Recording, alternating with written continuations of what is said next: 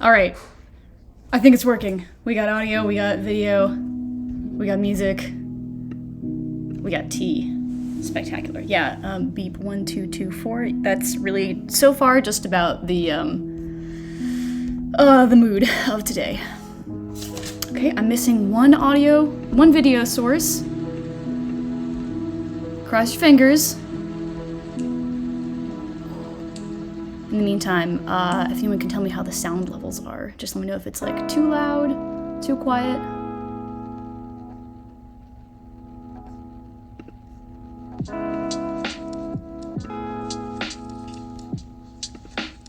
Ah, here we are.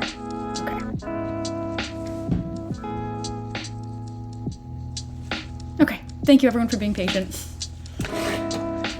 Alrighty, we are painting today. So I have, I'm just gonna get right to it because I've already wasted enough time. We are painting a portrait of my friend Milan, who was kind enough to sit for a photo session a couple weeks ago. And I've been really excited to paint some of these portraits. I'm starting off with this one because it's relatively straightforward.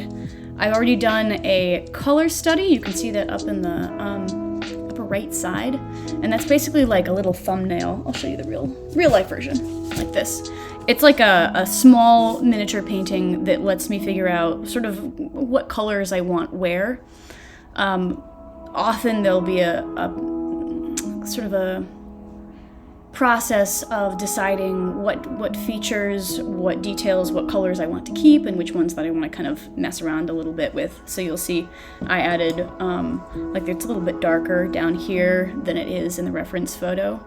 I played up some of the warmth in a couple areas and some of the cool colors in other areas just to kind of get a better composition overall. And so a color study like this can help me figure out, like make some of these decisions ahead of time, because if you're familiar with watercolor, you probably know that once you have made the decision, you don't get to make it again. So, and just to fill out what that process looks like, this is the first step here. So like this is a black and white value study. I've been working a little bit on trying to get a better understanding of value massing, where you sort of have similar values stuck together. So like for instance, I have my like 3 darkest values in this shape and in this shape, and then my lightest values in this shape here. And when you can get those, when you don't have, like, if I had like a white spot out here, it would look weird and it would start to distract from the rest of the portrait. So that's the idea of doing a value study first and then a color study. Again, just to help make those decisions ahead of time. All right, enough talking. Let's do it. This is pretty big. It is, what, 20 inches? No, 16 inches by 12, I think. So I'm gonna have to move it around a little bit to make sure that it's still in camera. First thing I do is first get off any of the white areas. There's not a lot of white in this painting. I'm gonna have definitely, like, there's gonna be some white spots in the background and a few in the skin that I'm gonna keep as highlights. But most of this painting is more towards the midtones.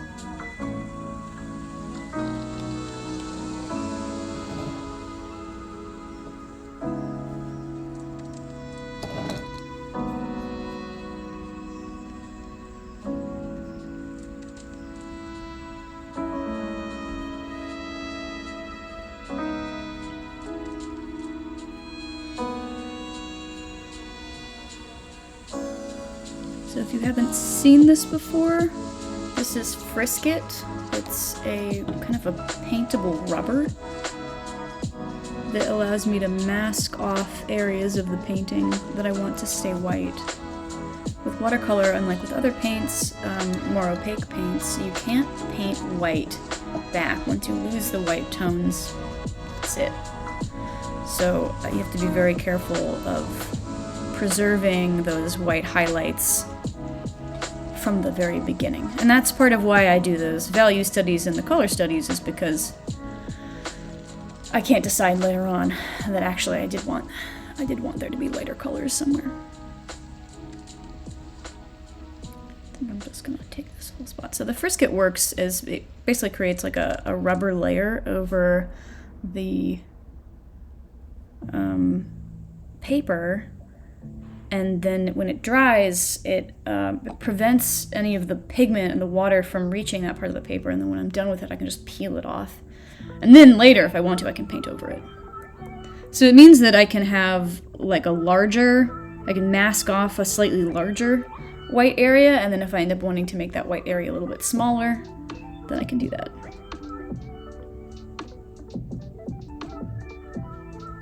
Later, that is, once I take the frisket off. If you haven't been to one of my streams before, welcome. But feel free to ask questions in chat. You can lurk, you can hang out, do whatever you want. But I'm very open to answering any questions about the process or irrelevant things.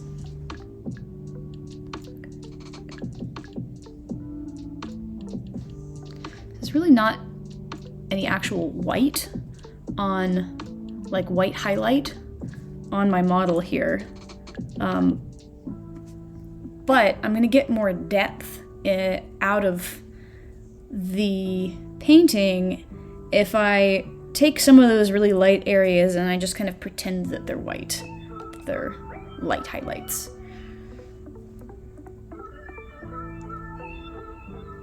Otherwise I just end up with nothing but midtones and then I lose a whole range of values. Okay, I think that's probably almost it.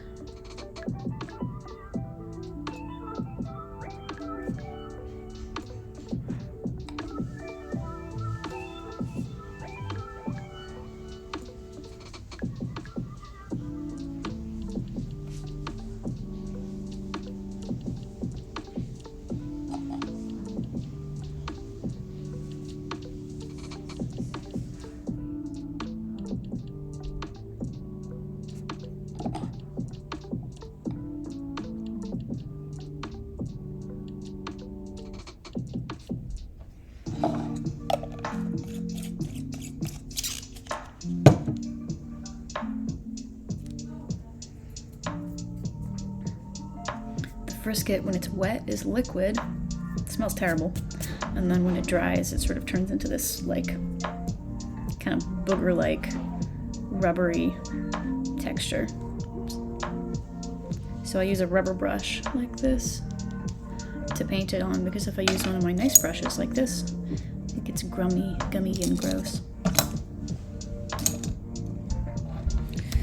Okay, so zooming out, there's lots of light areas in the background that I'm going to want to keep white, but I don't need to frisket them. I don't need to mask them because these are big enough areas in kind of, I'm not worried about painting over them by accident. The masking is really just so that I can freely paint over these areas without worrying about accidentally painting over a teeny little white spot.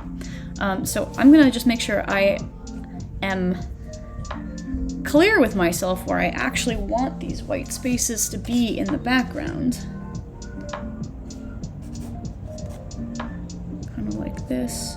And I'm making this up a little bit. This isn't quite what it looks like in the reference photo.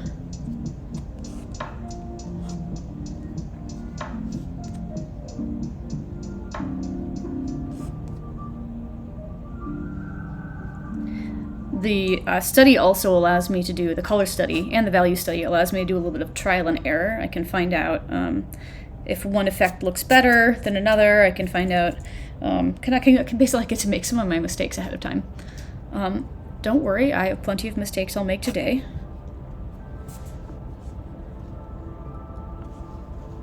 I want lots of light around here. I'm going to keep the background overall like pretty light. Let's get my value study up here.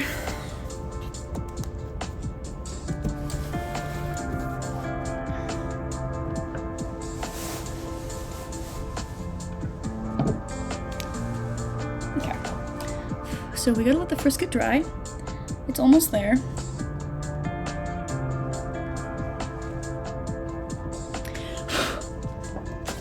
I'm gonna make any last notations to my background and then decide where I want to start with this, which is always the question.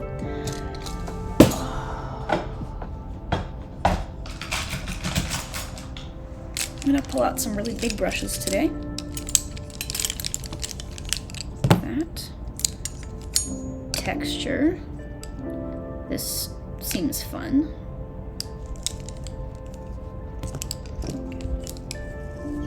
Generally, this is true of a lot of painting, but it's especially true of watercolor. You start large and you work towards smaller and smaller. So I don't want to start with teeny little itty bitty details. I want to start with big, broad shapes.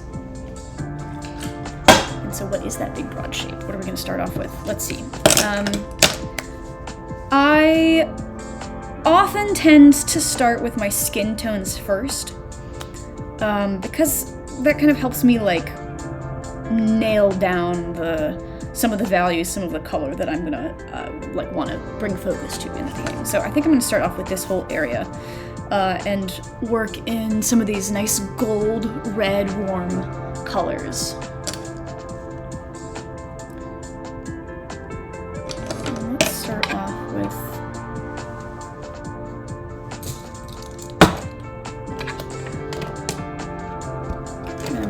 I have kind of limited space here, so I have to keep shuffling various things around.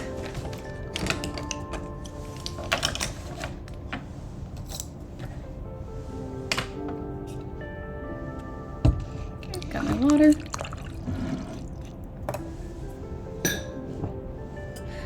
I've recently been working off of just dishes as palettes, mostly because I just kind of keep collecting them. Instead of like washing my palettes, I just keep picking up new dishes and putting more paint on them. The idea, of course, being that I will use all that paint eventually, and it seems like a waste to wash it off. So right now my system is more or less I have like a cool colors palette and then a warm colors palette, and I'll just sort of clear sections of each palette as needed. Hello, Xcali Games, welcome. I was just in the middle of an extremely exciting explanation of how I wash my palettes, so good timing. So I'm just taking some of the dried paint off of here, and I'm going to start off with a really gold tone. My model has this really beautiful warm gold brown skin, and I want to make sure I get enough gold tone in it. One of the fun things about watercolor, of course, is that everything looks much paler when it dries. So you kind of gotta be confident in putting down lots of color right from the get-go. This is Gamboge Yellow. This is one of my favorite skin tone yellows. It's a kind of warm, little orangey.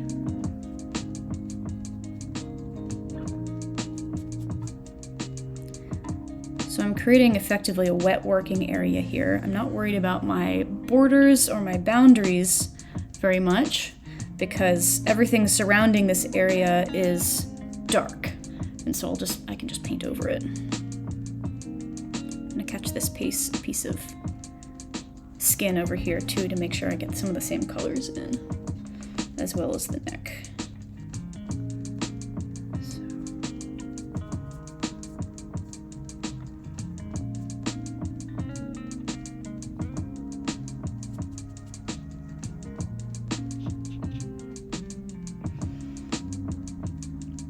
And now I have my quote-unquote wet working area down.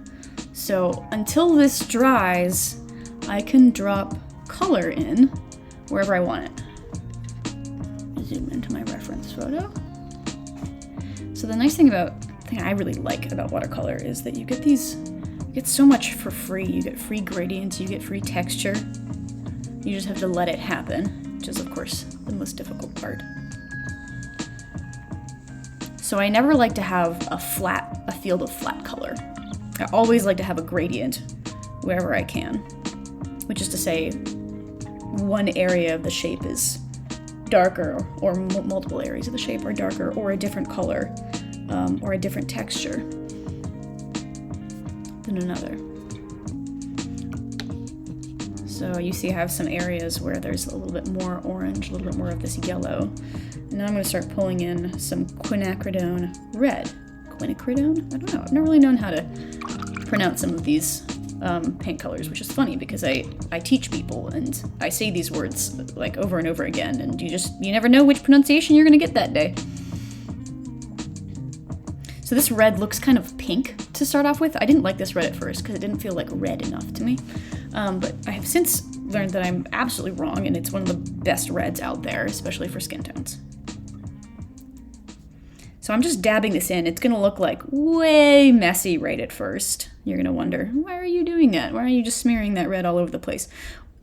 The nice thing about this being a wet working area is that it's all going to fuzz out. Like this.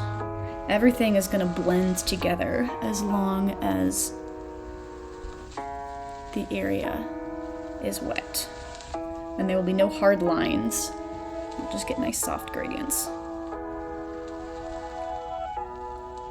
And it also, as I said earlier, is much darker when it's wet. And so I have to kind of guess what color it's gonna be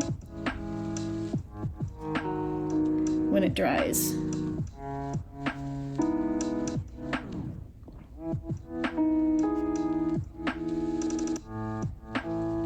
I'm not trying to capture any of the shadows in the face right now, just get a general sense for where are there warm areas, where are there cool areas.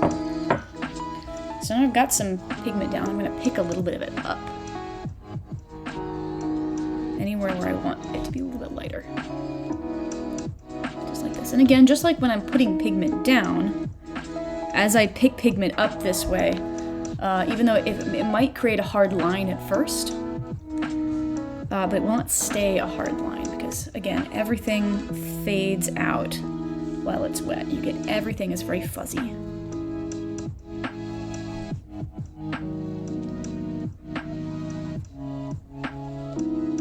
Oops. Put that back there.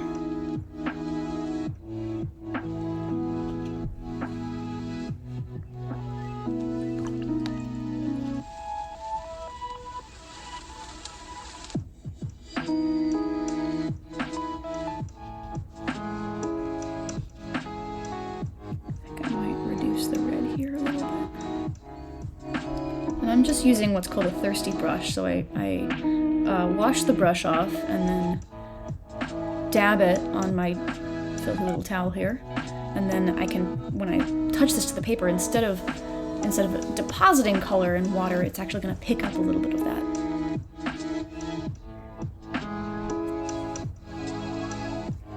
Okay. If you're just joining, welcome.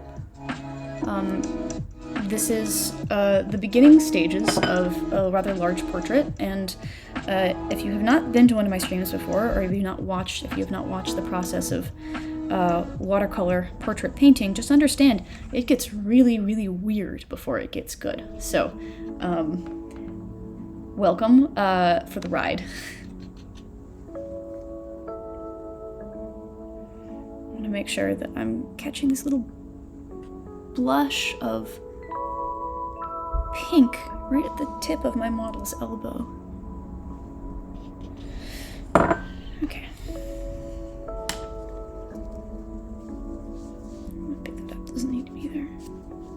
Alright, so I have two colors in here, and I have sort of gradient areas where it's a little bit more yellow and a little bit more red.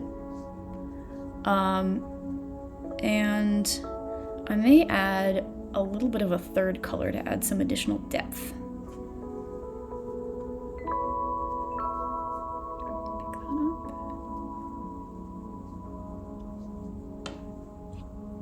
At this phase, it's often really tempting. You look at it and you say, oh my god, this looks like this person looks like a traffic light. How do I fix this?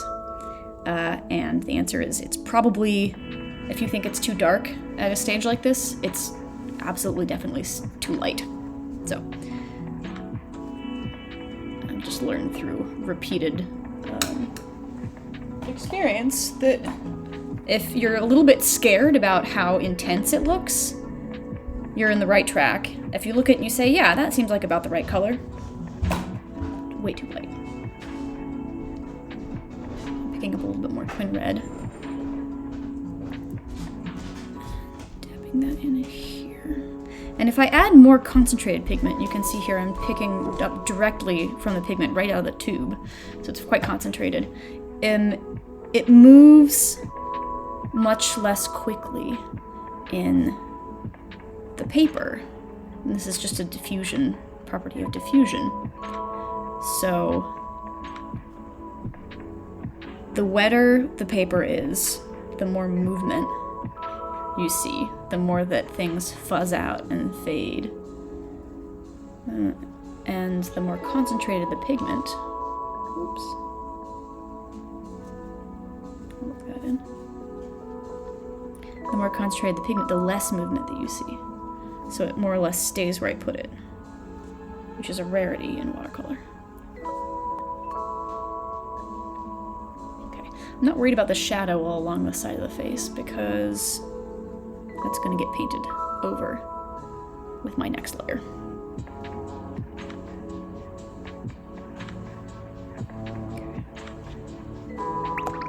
Alrighty. So my last color I'm going to add is a little bit of quinacridone rust, which is a really lovely, deep, warm brown color. And as you can see, I'm not actually using very much paint. A little bit of pigment goes a long way.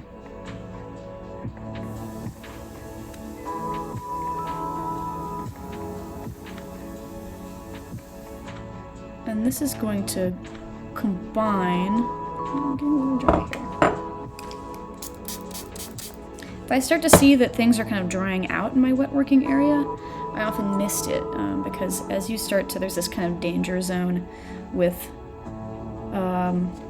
watercolor where if you let it get, if it starts to get half dry and you just keep working in an area, it gets very weird. You get cauliflowers and back runs and your pigments start to do completely unexpected, confusing and terrible things. So I try to keep things a pretty consistent level of moist.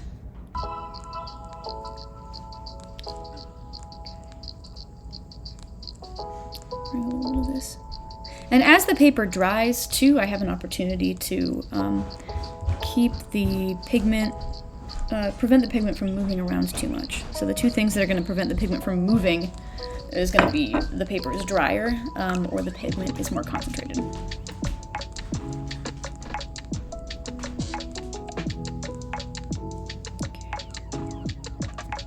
Again, I'm using a thirsty brush just to pick up a little bit here and there, wherever I feel like it needs to stay light.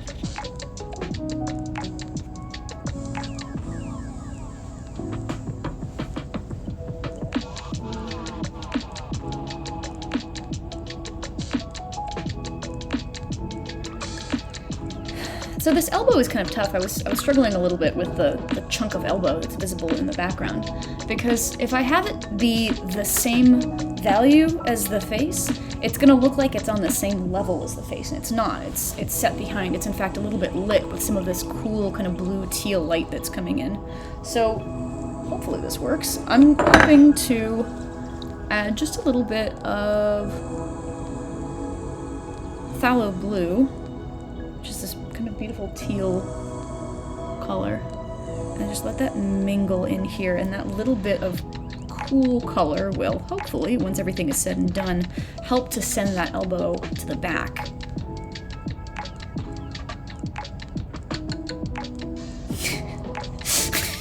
I see my number one fan has arrived. It's currently sending in chats from 15 feet away from me. So good to have you here, Gangle. Let's move on. If I stop and fuss over an error for too long, it just gets weird. Alright. So, one of the cardinal rules for me for watercolor is let stuff dry before you paint over it. I work in layers, but I don't want those layers to touch each other while they're damp. So I'm gonna move to an area that's adjacent, that's not touching any of this wet area. So let's move down to the shirt. I'm nervous because this was a challenge for me in the color study, and I don't think it's going to be any less of a challenge now that it's about 5 times as big. What I'm trying to accomplish here, I want to paint the shirt. I want to get some of these colors down.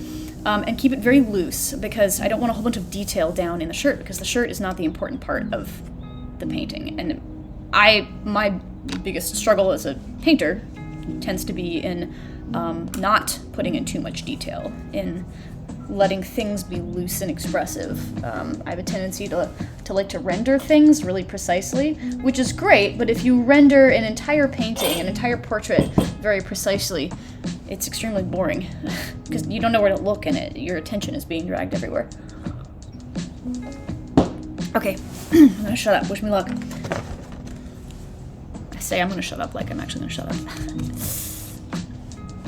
So I'm pulling out my Cool Tones palette, and I'm gonna wipe off a little bit of this. I want some of the color that's already on here. There's some kind of like bluish, some Payne's gray right here, and there's a little bit of, well, there was some sepia. I'm gonna add some more sepia in there.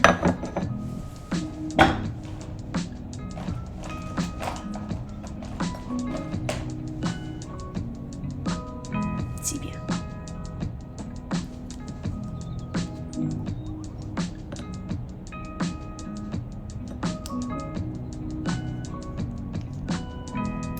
And the trick with the shirt is this is a transparent shirt, so you can see the skin tone underneath. So I have a couple challenges going on.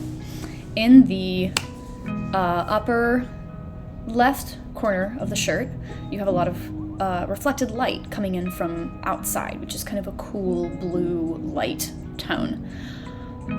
Further down in the shirt, let's say bottom right, it's very warm. There's all this warm red and gold embroidery. And then you can see the warmth and the warm tones, the golden red in the skin, but it's underneath a sheer black layer. So looking at a scene like this, it's kind of hard to break it down into what its shapes and textures should be, because the eye sees it and then thinks it knows what it should look like. So my eye thinks it knows what a sheer black shirt over skin should look like, but if I follow those instincts, as I learned in some of my earlier studies, I'm quite wrong about that. The way that you build something up with watercolor is going to be different from how you think it looks like. So instead of like creating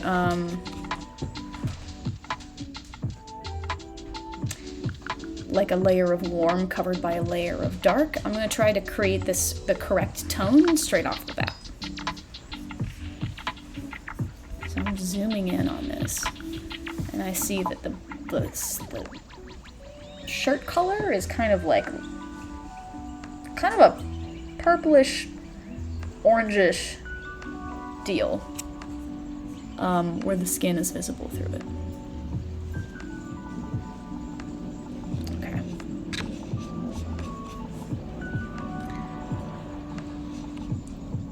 Some more twin rust. Want that.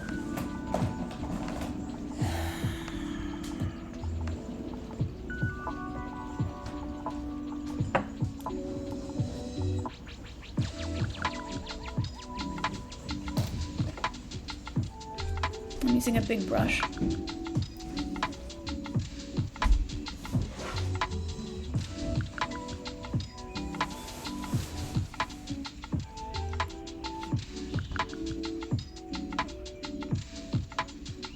What I'm going to do first actually is just paint the area where the embroidery is going to be, and then I'll use negative painting. So again, you kind of have to paint your lights before you paint your darks. Okay, I said, I'm using the big brush, and then I'm going back to the brush I was using. Game change. So using some of the same colors that I was using in the face.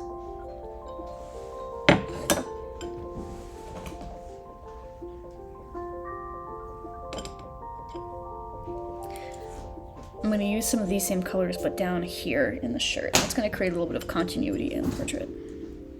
Hopefully.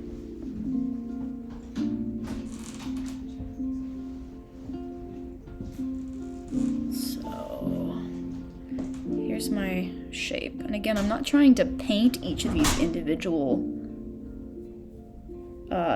details on the shirt. Because what's going to happen is I'm going to get the color down and the texture down, and then I'm going to let, once that dries, I'll paint dark over this, and this is what's called negative painting. So I'll paint all the little dark spaces in between, and that'll bring the suggestion of the pattern out. But I don't want this pattern to be too distracting. It's not an important part of the portrait. I do want to make sure I get intense enough colors, and I want to make sure that I get the right gradients in. So it should be correct colors, should be darker than the face, but with some of the same tones. Same as over here.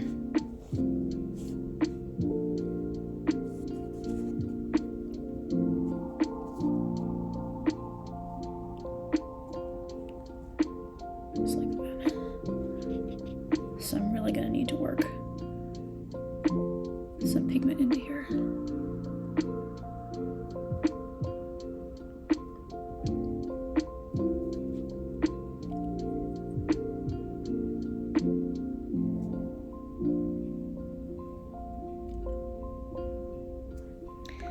And in order to like see this area, when I look at my reference photo, when I'm trying to paint an area that is, I want to keep it fuzzy, I don't want it to be too detailed, I often just look at it and I sort of like cross my eyes a little bit, and then what I can see there, that sort of fuzzed out texture, is then that is what I try to paint. So if you see me looking cross-eyed at the camera, that's what's going on.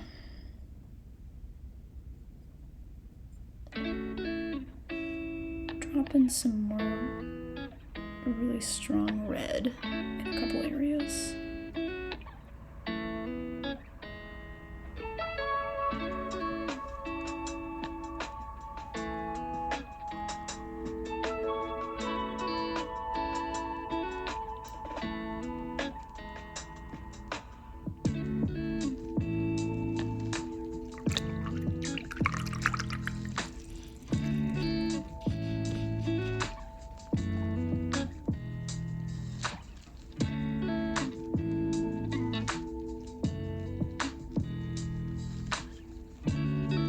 I think what I'm going to do actually is pull this color out, like this,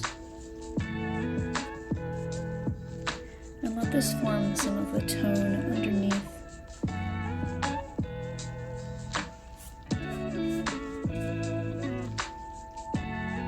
I try to avoid edges where I don't need them.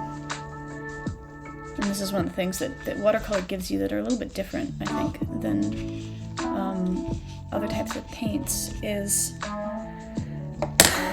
you get a lot of character because you can create very, very soft edges, or you can create very hard edges. And you can do this too with blending with other types of paint as well, but I particularly like how watercolor does it. I'm a little biased though.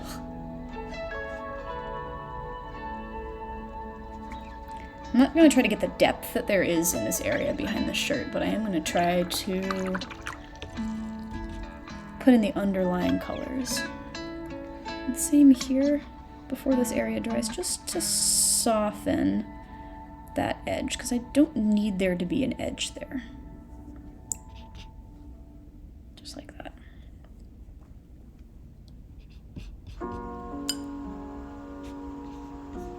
Ooh, on It's in the chat. That's exciting. I think that means I made it. Amazing. How do I get rid of this?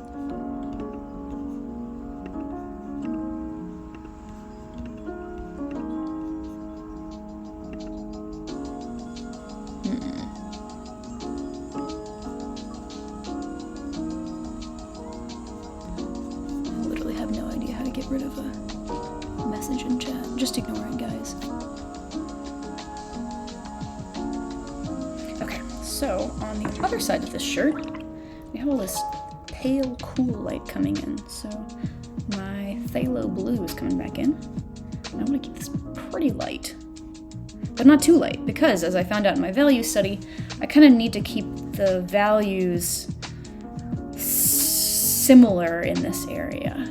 That's the value massing that I'm trying to accomplish with this piece.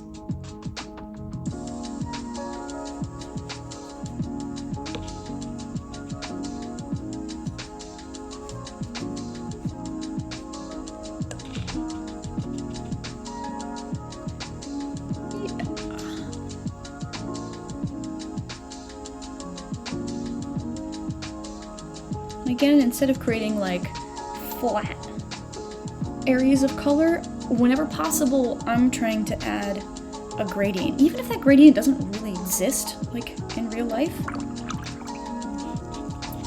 Having that gradient there is one of those things that you get to do as an artist. Even if it doesn't really exist, having a gradient is going to add a lot more visual depth and interest than a flat color.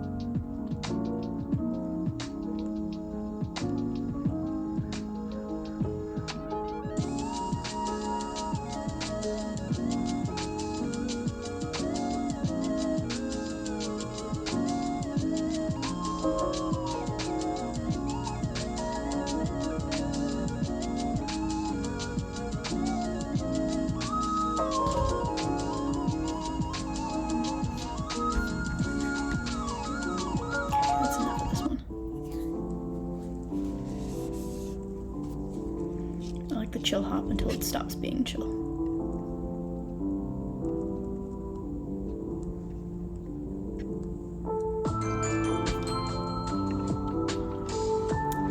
Ah, hey, love you, welcome. Thank you for the follow.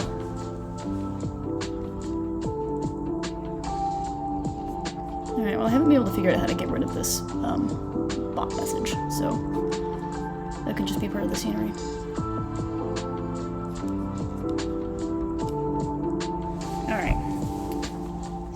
So, unlike with the face, I was being a little bit less careful with some of this area over here, because I don't want to let myself be too precise about it. It should be loose and open.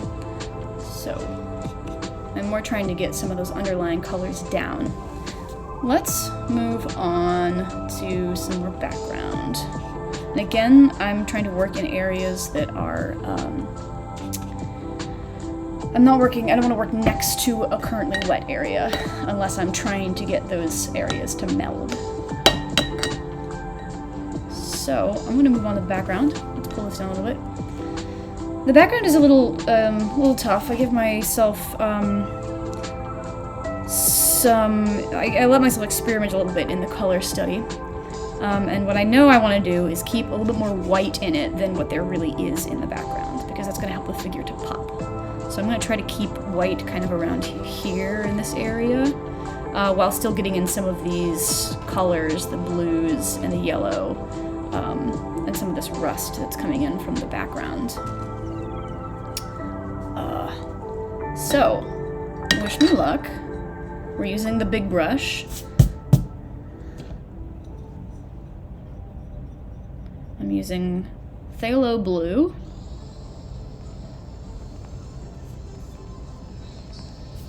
and I'm just going to put some color down and hope for the best.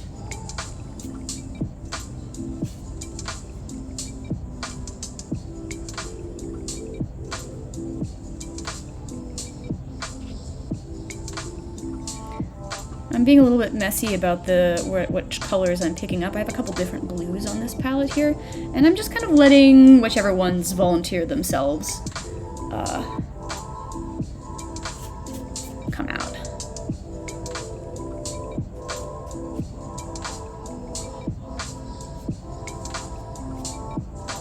Letting things be kind of loose and brushy and wet.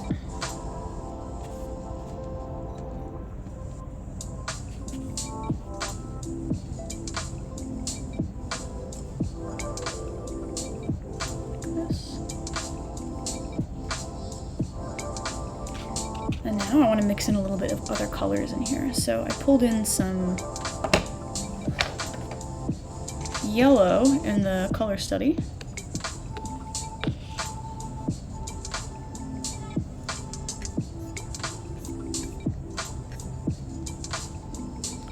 Oh, okay, Lovier is giving me some good advice for click the bot username and click ban.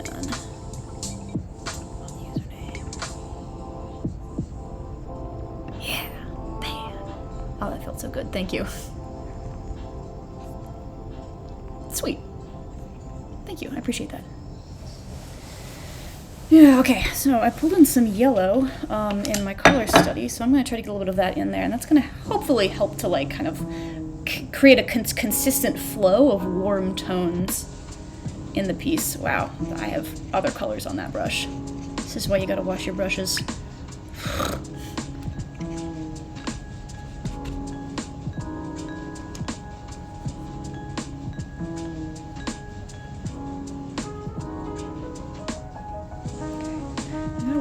Fairly quickly. In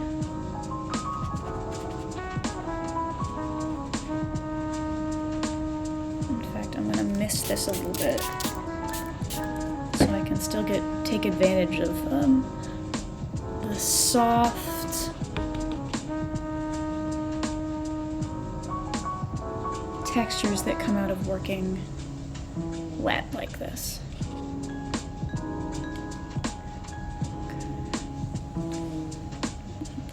Bit of this as well. And the thing I really don't want to overdo, the thing I don't want to do here is I don't want to overdo the colors because the background is, it's pretty mild. What I'm going to do here actually is just sprinkle in a little bit of this. Right there.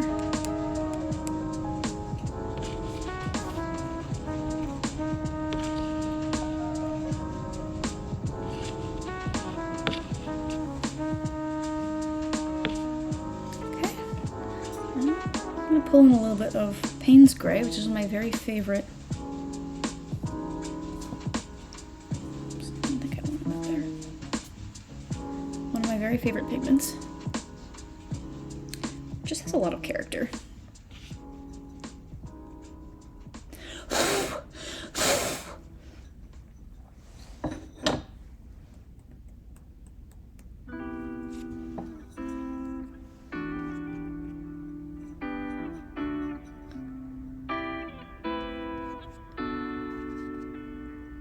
And the fact is that until the rest of the painting starts to take shape,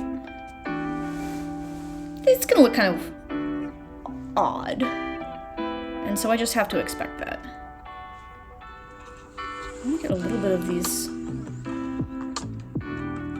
soft, kind of branch-like shapes that are happening in the background here.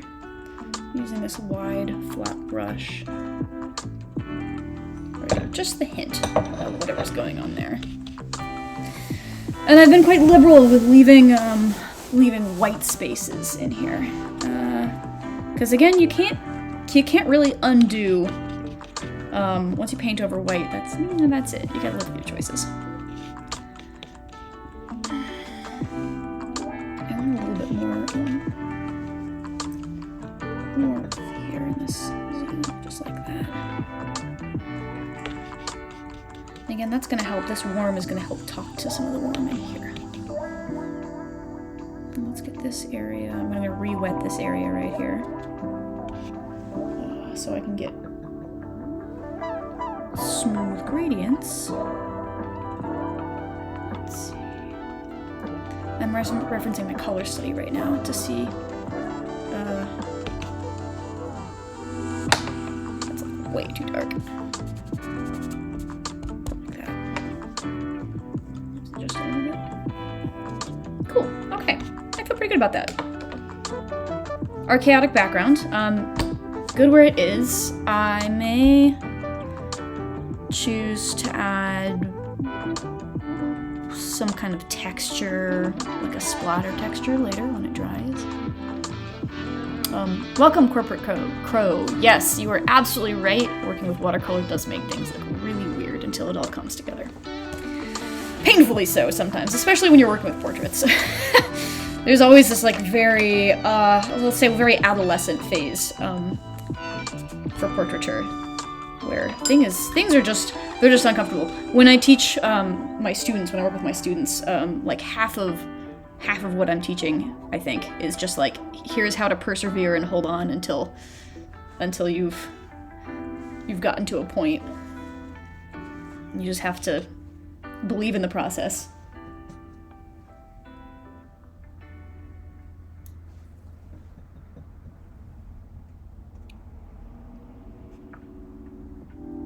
I just want to get that sense of, there's this wonderful flow here. When I did my black and white study of this one right here, you see there's this red chalk mark here, because this was me trying to figure out, like, where's the flow, where's the movement in this scene. And so I'm hoping to, by having some of these lines here, to help to bring some of that flow in. Okay. But I gotta stop messing with it, so. A little bit of salt in the corner. I don't feel the need to, like, paint the raindrops, but I love that it is a rainy scene, and I think I can add just a little bit with this salt. It'll add just a little bit of texture that can kind of help to give the impression of raindrops on the walls. I don't know, we'll find out. We literally never know what happens with salt until it dries. Okay, next area. I want to move on to the hair, but it's not quite dry enough for that. No, actually, I'm gonna do it. Be bold, right? So for the hair, I'm going to think about like the bottom layer of it. So I'm picking out this kind of gold, warm highlight area. I'm gonna paint the whole area of it, and then I'm gonna drag in some darker pigments, darker colors, and let them sort of fuzz in. That's what I do with the color study. I kind of bumped up the amount of gold in the top of the hair in the color study, and I'm happy with that. I think that is that was the right choice. As I'm doing this, I'm realizing I want just a tiny little bit of this Quinn rust up here. Again, that's just going to help to talk to this line of warmth that's coming down here. Alright. And I'm feeling distractible.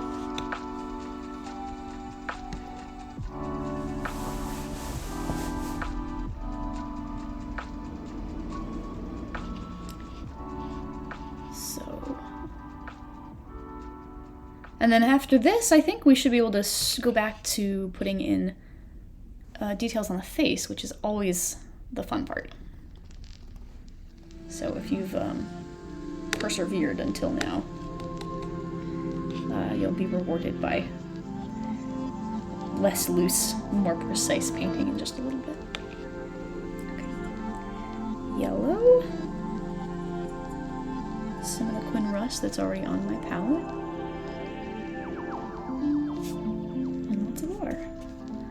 And I want things to be loose and fuzzy. And that's going to help with to get across the sense of the texture of my model's hair. The thing I have learned with hair is, generally, this is with painting hair, it is a shape. Figure out what the shape is, and then add just enough texture that it kind of sort of seeds the idea of what the texture should be in your viewer's mind. And so like a lot of my portraits, I'll just kind of have a shape and some sort of loose gradient texture in there. And then I'll add just like a couple, like a few very fine strands somewhere, or like a couple short kind of, you know, fluffy strokes. And just that little like dip of texture is often enough to just kind of, the viewer will see the loose shape, and then we'll see the texture, and then you'll sort of feel like your mind kind of fills it in. It's one of those like really weird effects of being human. Is that your vision does a really, really good job of filling stuff in where it thinks it should exist. Okay.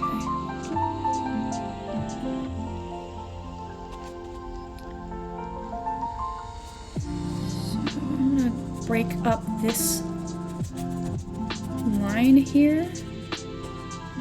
I'm kind of scrubbing at this hard edge because I do not need this to be a hard edge.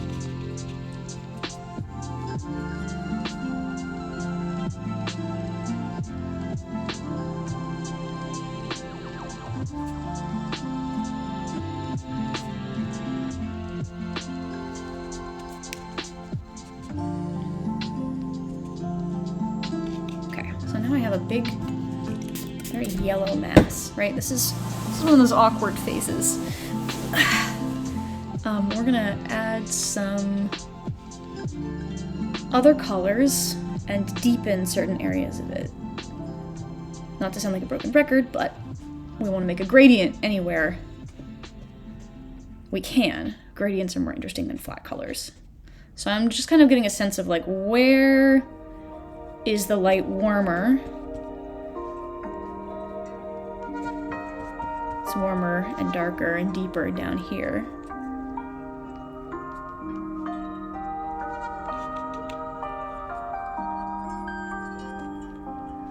And then it's kind of paler and more yellow up in this area. And there's even a little bit of this light, this blue reflected light as well. So I'm gonna, once I get these colors down, I gotta work pretty quickly, I'm gonna try to get some of that blue reflected light in there just to kind of hint at it. Again, just kind of seeding the idea of what the colors are. And I'll also pick up a little bit in some areas. This is going to create lighter areas. Like this.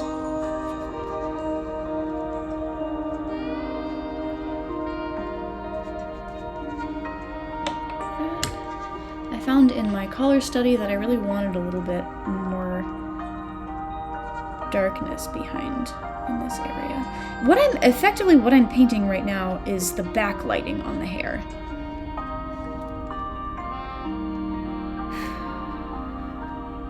And so the tricky thing I say, is if there's just one of the tricky things is being able to see what the backlighting is, being able to see what the underlying layer of any given area is. Kind of like a guessing game, but like, you're frequently wrong. Or I am, anyway. And you see that as like all that warm brown tone that I left up here, all of this is starting to fade out a little bit because the area is wet. So I'm going to come back and I'm going to reinforce it a little bit in some areas. Do the same over here, just to clean up this edge, because I do not want there to be an edge there. Okay. Alright, now I gotta get that blue in, and then hopefully, while this whole area is still wet, I'll be able to start working in some of the darks. Whew. Tea break.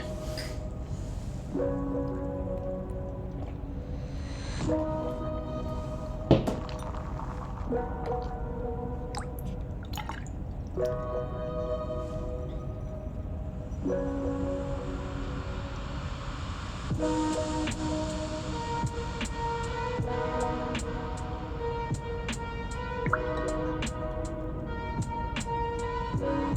I want to get this blue in just honestly pretty subtly, without it mingling too much with the other colors and making green, which it's gonna do to a certain extent. But just a hint. Let's add some here as part of the underlighting.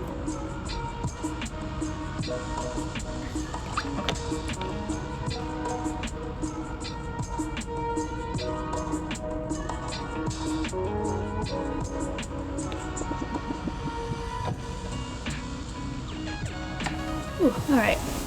And so having that blue in there in that warm shape is hopefully going to help things, excuse me, be more cohesive overall.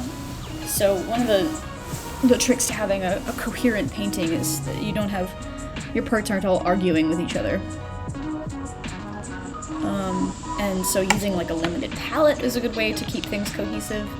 And thinking about like the movement, the line of things, like having this little bit of blue in here is going to make it so that hopefully this head isn't just going to stick out like a sore thumb. It's gonna feel like it's part of the same world as the background. Cool. Background might end up being a little bit too light. I probably should have been a little bit more aggressive with that, but I can always do a layer over it.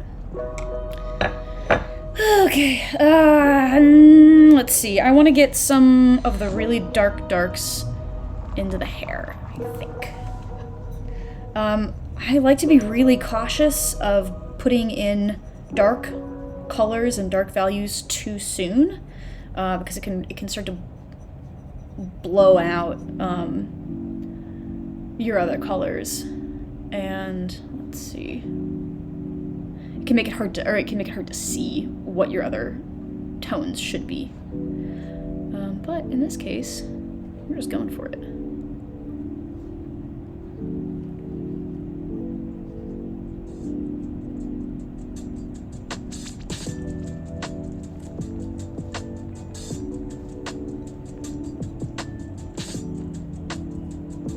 So I'm creating soft, big shapes, but I'm also pulling out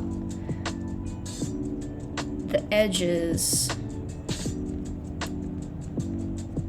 of these shapes to hint at that texture of the hair.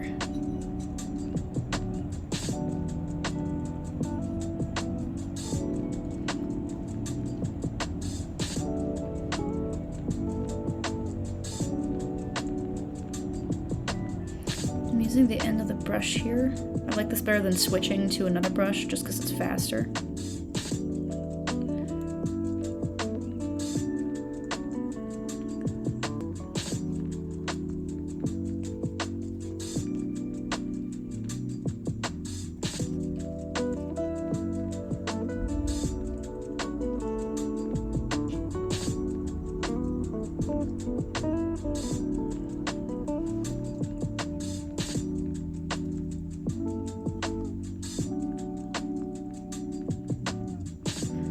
Watch this area because it might be just a little bit too wet for that. When the water is wet, when the paper is very wet, you know, a lot of water, like I was saying earlier today, you get a lot of movement in the watercolor, in the pigment. And I kind of think about it as like, it's sort of like herding cats, really.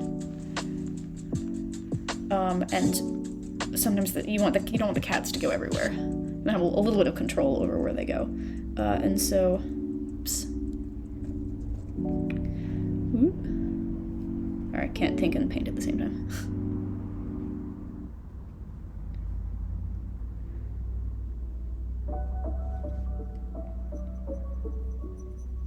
Where was I going with that? Something about cats. Oh yeah, there's just a certain amount of like kind of nudging your pigment around as it sits on the paper to get it to actually go where you want it to go. Herding cats.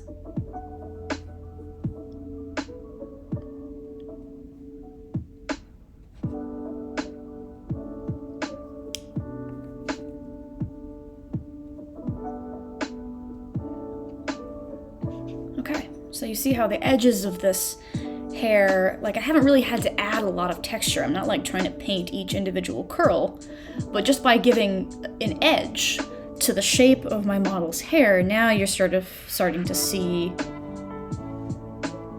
the texture of the hair implied without it having to be like explicit. That's something I really love about watercolor painting, is how much you can imply with it without having to be explicit.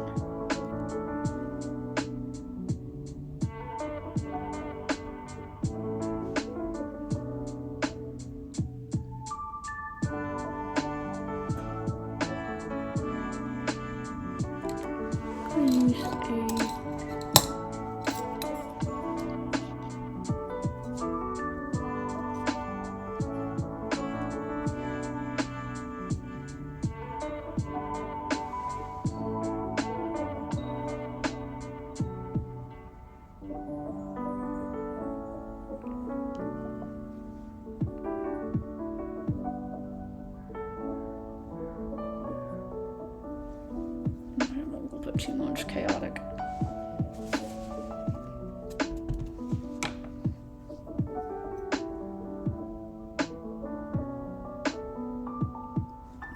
I can create these shapes with one pigment and then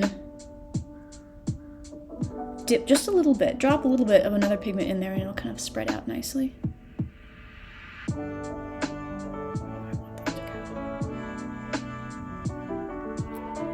The thing I have to watch out for personally is adding too much detail at this phase.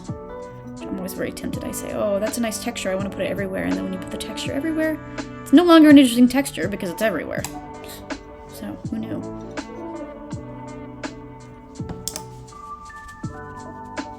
Okay. At this phase, I gotta let this dry just a little bit. I'm gonna pick up bit of pigment like this. I'm just coming in here with a shop towel.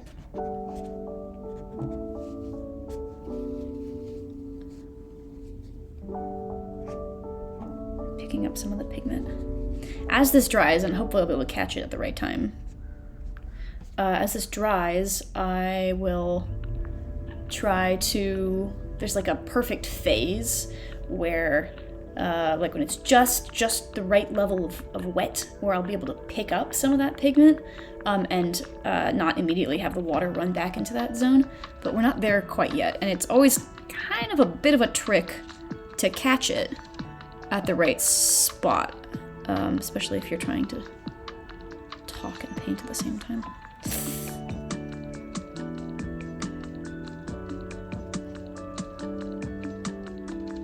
Okay, we're gonna get some cool burns over here because this area is half dry now. And when I add water to it, it's gonna create...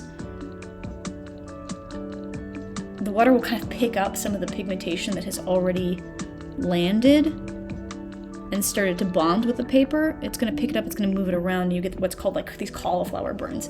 I like to avoid them anywhere that I care about the details, so I do not like getting burns on faces or on skin, most of the time. But it can actually be kind of a fun texture for other areas.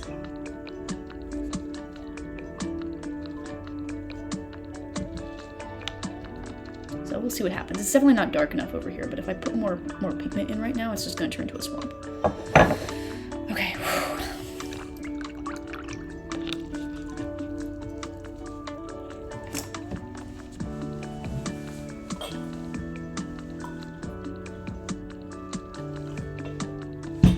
I'm going to take a moment and let this dry a little bit more, in hopes of catching that zone where I can pick up some of the pigment, leave some like lighter highlights in the hair. So if you have questions or anything, I always encourage questions if you have them about art, painting, material science, whatever, IDK. You are totally welcome to throw them into chat. And actually, you're welcome to do that anytime. Just, you have a greater likelihood of getting a coherent answer if I'm not painting.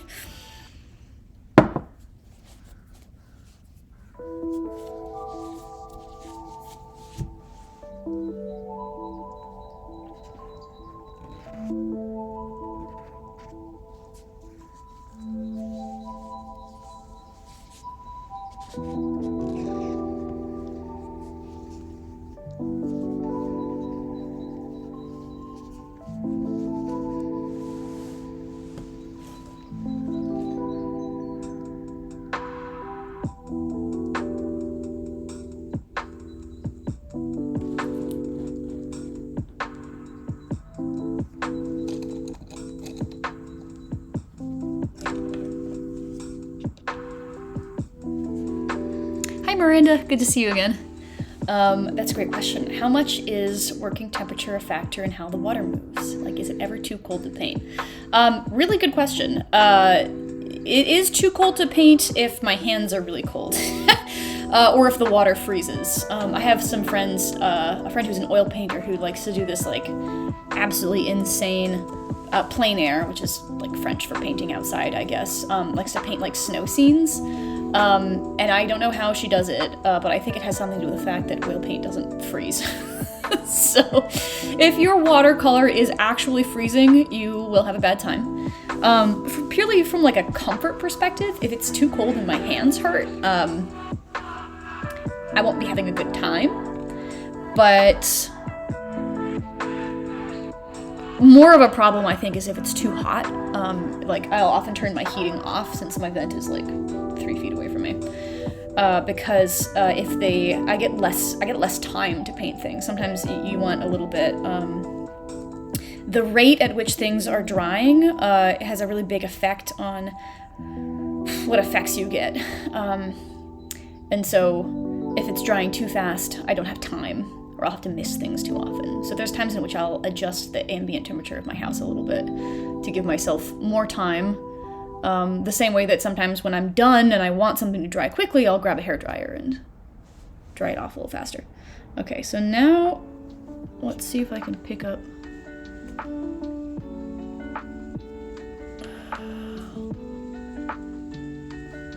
Here we go.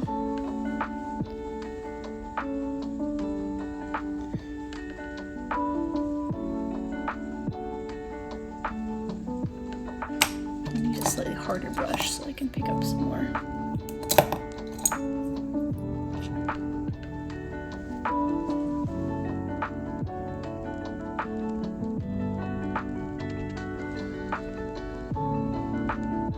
I think we'll probably call that good for the hair for now. Maybe add a little highlight in here. Okay. And I'm going to move on to, the hair's going to get another layer of much darker color, and I think it's just going to have to come in a different layer, simply because of this is a very dramatic color change. The depth of it is greater than I will achieve if I add it to this wet working area. So I'm going to figure out what's going on in here. In my color study, I sort of pulled in a lot of other colors from this area, and I just kind of pulled them down into this area. And I'm honestly not totally sure I love that, but I haven't come up with a better solution. So I think I'm just gonna do that and see if a better idea presents itself to me. What I want to do, much like the background, is I want to have lots of texture. I want it to be big and loose and expressive, and not too detailed. I've added in the lines for like the kind of the couch lines. I have a throw over my couch, and I'm not gonna try to paint those. Although I'm not gonna get rid of the pencil lines underneath, simply because nobody cares about the pattern on the couch. However, I might use the lines. I might take movement from the lines. So there's interesting movement. There's this kind of vertical feeling to it. That I might try to pull in and let that influence the shape that I'm making. Okay, so we're going to start off with some phthalo blue. So far we've used, I think, 4 different colors in this, and we probably won't use more than 5 or 6, max. I tend to like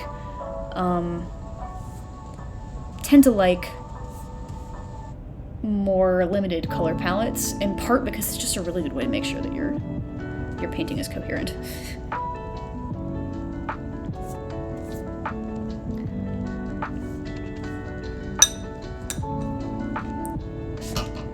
Take that off.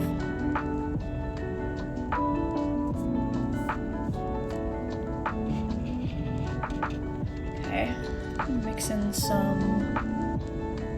What do I want there? Let's go back to light colors.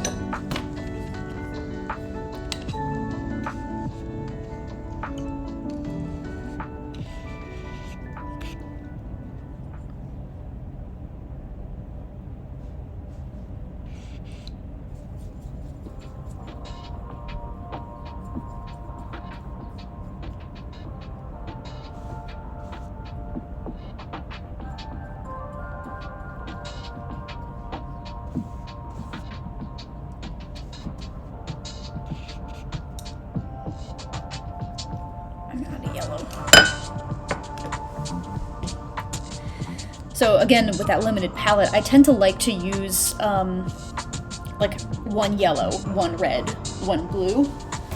Simply because there's a lot of different yellows out there. I have, I think, 4 different yellow colors in my box of paints. But if I use all of them, things kind of end up looking a bit weird. And there's certainly reasons why you would want to use more than one yellow in a painting. But I often find that I don't want to. So I don't. Maybe too much yellow. We'll see.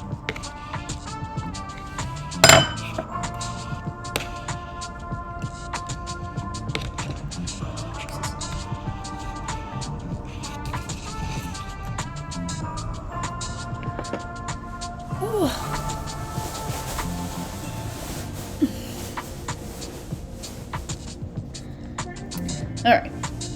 I'm gonna pull out some more of my favorite color, Payne's Gray. It's a very dark blue-gray. I call it gray, but it's really, it's a dark blue.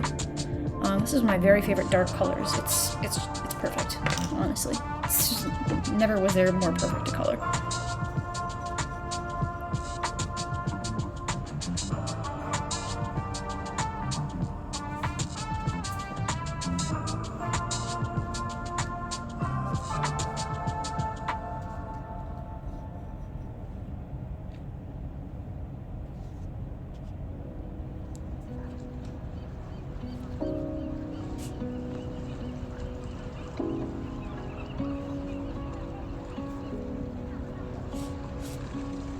Sometimes it's just finger paint. Adds texture. Okay. There's a little bit of shadow going on here, and I want to catch that. So it's a warm shadow underneath the elbow. So how are we gonna do that? A little bit of this. Oops.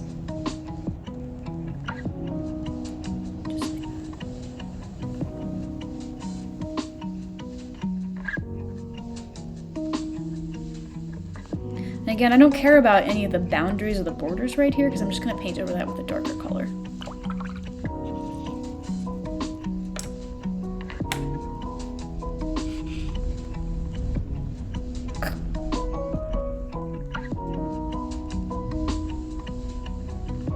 Okay, remember how I said I liked those vertical lines?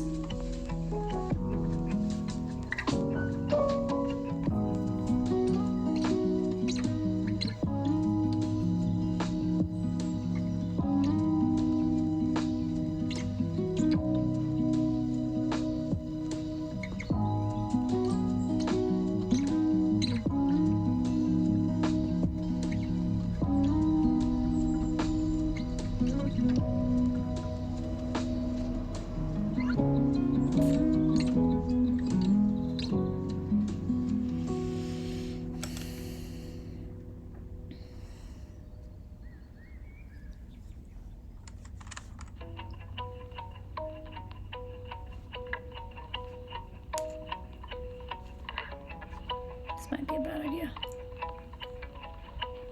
Yeah. Okay, I think I'm running the risk of overdoing it pretty quickly, so I'm gonna let that sit as I continue to do things to it.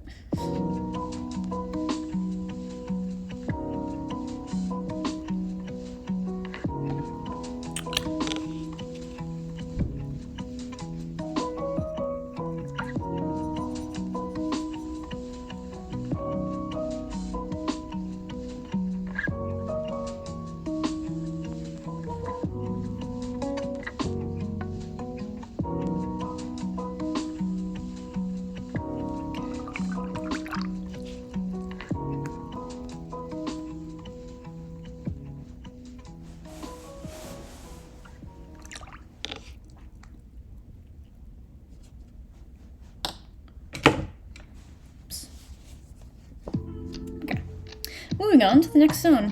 We're gonna look at the other side of the couch, I think. This little triangle over here, which it's the same object, but it's gonna be painted completely differently.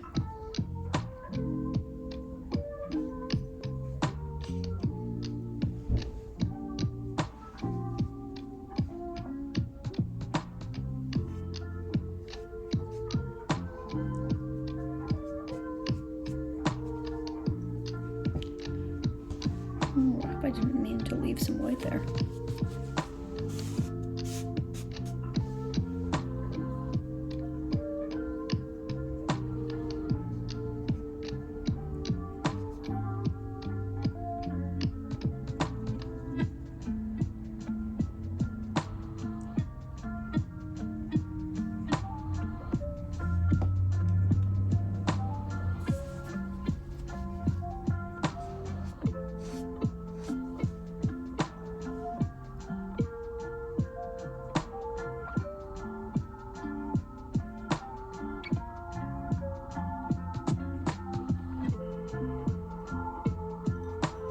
So this edge gets very, very dark, but I don't want it to get that dark quite so soon.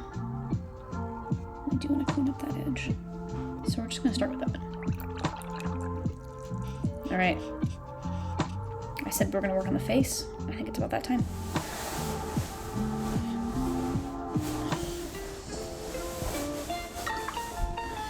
I'm gonna swap out my jar, so I'm working with my slightly cleaner water. I'm zooming in on my reference photo. Well, maybe. All right, now.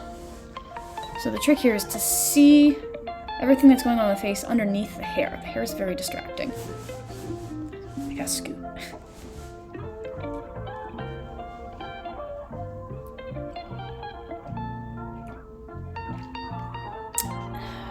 I want to try to get the mid-tones underneath the shadows first. That's generally what I try to get with that first pass, but often, again, because you can't really, it's hard to control exactly where all of those pigments are going. Sorry, to actually literally wring out my cloth.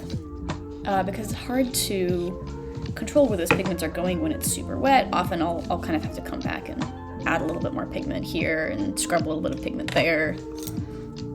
So to do that, I'm gonna clean up this edge, and I'm gonna take my frisket off too.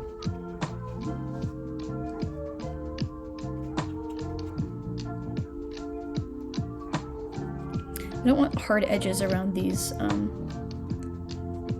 frisket zones, because there isn't a hard edge.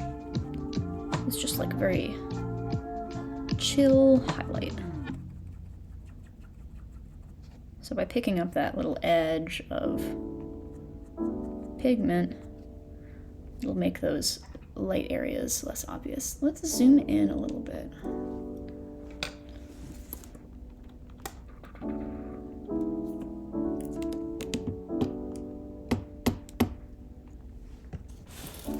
This way. Just like that. That work for everyone? If anytime I'm like moving out of the camera, or you'd like to see something a little bit differently, just let me know in chat and I'll make the adjustment.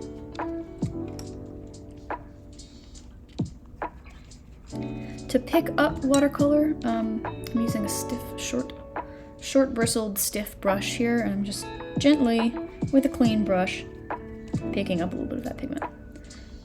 My joke, primarily to myself, I don't actually think anyone else thinks it's funny, is that with watercolor there's 3 ways to change things, to address a mistake. And the first one is if it's the area is still wet, you can usually dab and pick up a little bit of that watercolor right away. You'll never get your pure whites back, but you can often remove like a big mistake if you act fast. That doesn't work and it's already dried. You can scrub, just like what I'm doing, to pick up a little bit of pigment. And this is good for small areas and really not good for big areas, because it leaves a patchy texture.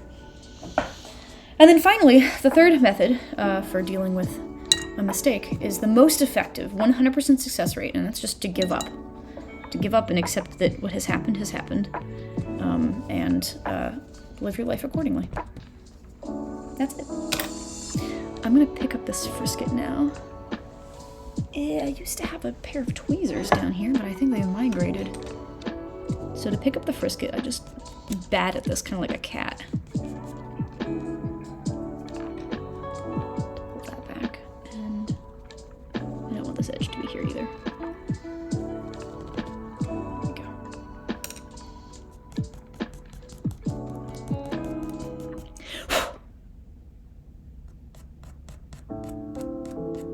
And the trick with frisket is you have to make sure that the surrounding area is dry.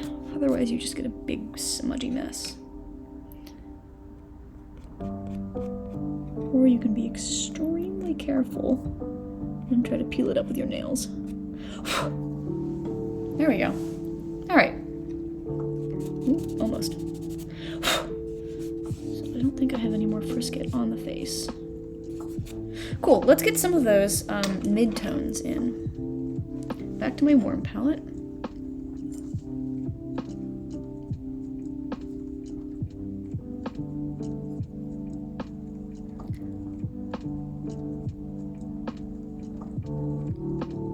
This is often one of the more difficult phases because what you're trying to do is see and paint midtones, but right now all the eye wants to see is the dark shadows. So you have to be able to ignore all of the dark shadows, pretend that they don't exist, and then see what exists underneath them, and try to paint that skin tone. It's challenging.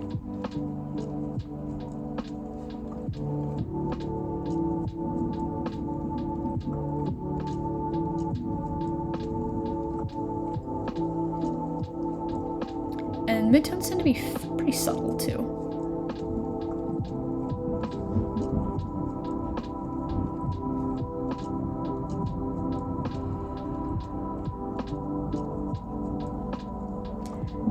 Subtle, but they make up a lot of the character of a face, so you really can't ignore them. If you skip your midtones, you'll lose a lot of really valuable depth and shape.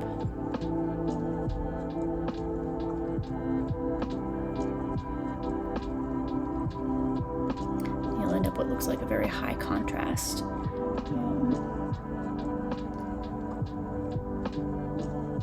portrait. Shade there.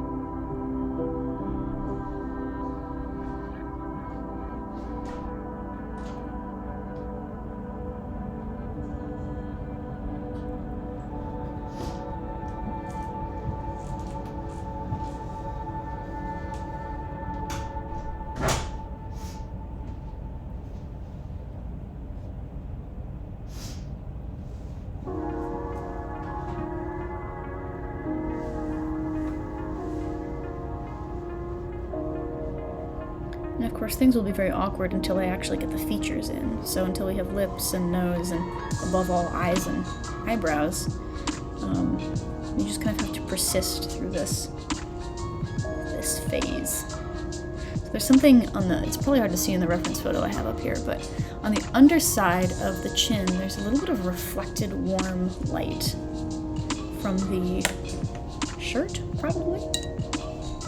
Not sure. I want to catch that, so I'm going to lighten just a little bit right here.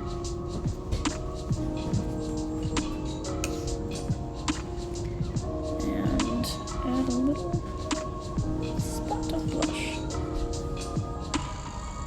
And I'm going to emphasize that a bit when I put the shadows in, but I want to have enough of that underlying.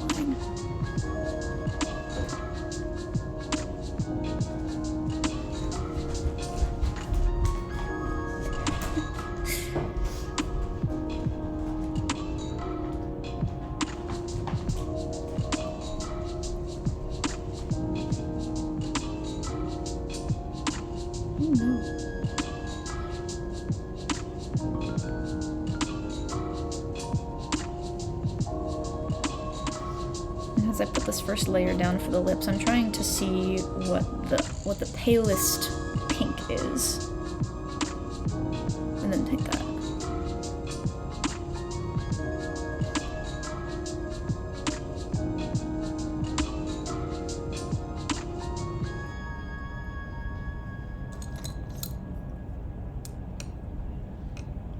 Fix that lip line. Whoops.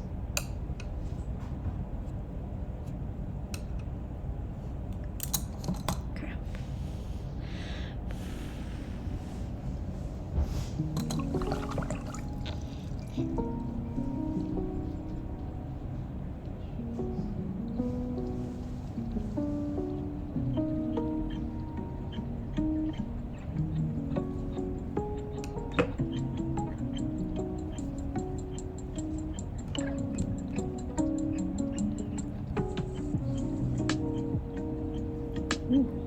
Not quite.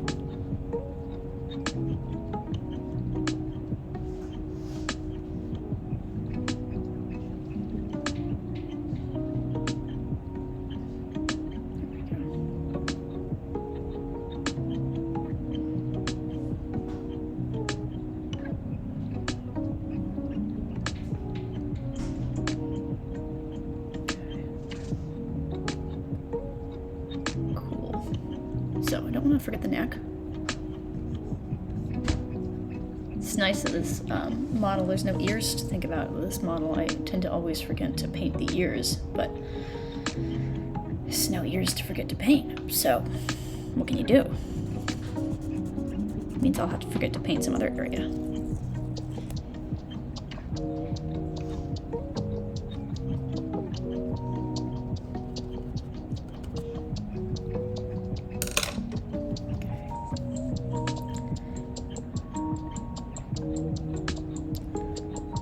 I'm going to come in again with a little bit of mid-tones.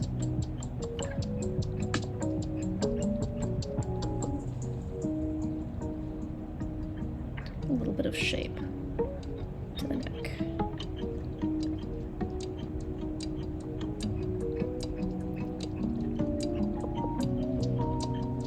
Okay.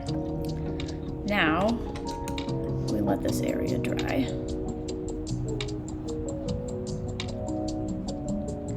Then we get to come back and we get to put some real shadows in.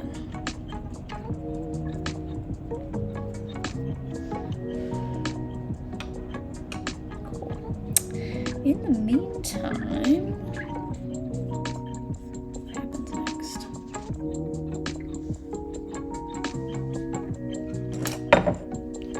In the meantime, I'm going to drink some tea.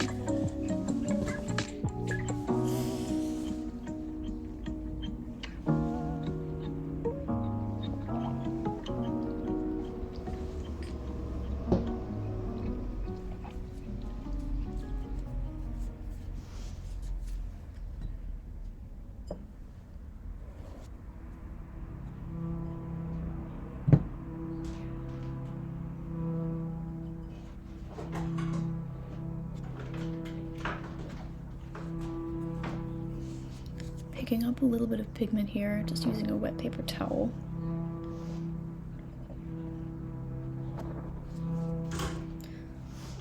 I generally want to be cautious about picking up pigment because it doesn't always go well. It tends to leave streaky areas, so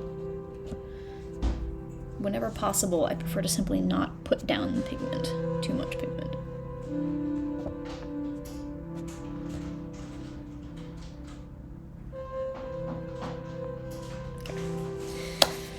Stop touching that.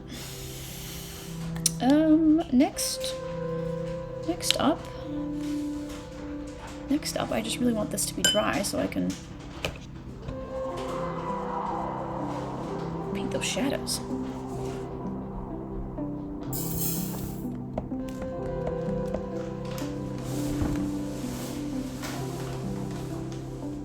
Okay. I think I'm gonna add much darker tones to the hair now. So pulling up my Cool Tones palette, gonna mix some Payne's Gray. I'm going to pull some sepia in. That's going to warm it up a little bit. Quinacridone rust as well. So since the area underneath this is not wet, I'll have very dark, very hard shapes. So I think I'm gonna just soften things a little bit.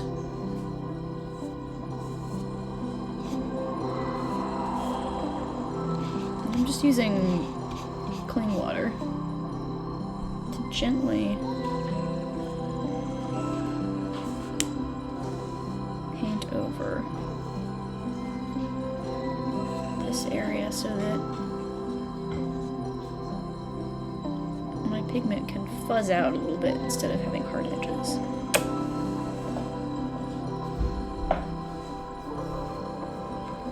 I'm gonna dab at it. And this is a little risky business. You tend to pick up some pigment when you do this. But most of it will stay right where I left it, hopefully. So let's give that a moment to sink in as I keep mixing up these colors. I'm just going for a dark tone right here. I'll kind of adjust the tone as I go and add warmer areas and cooler areas. Okay, let's see what we're looking at.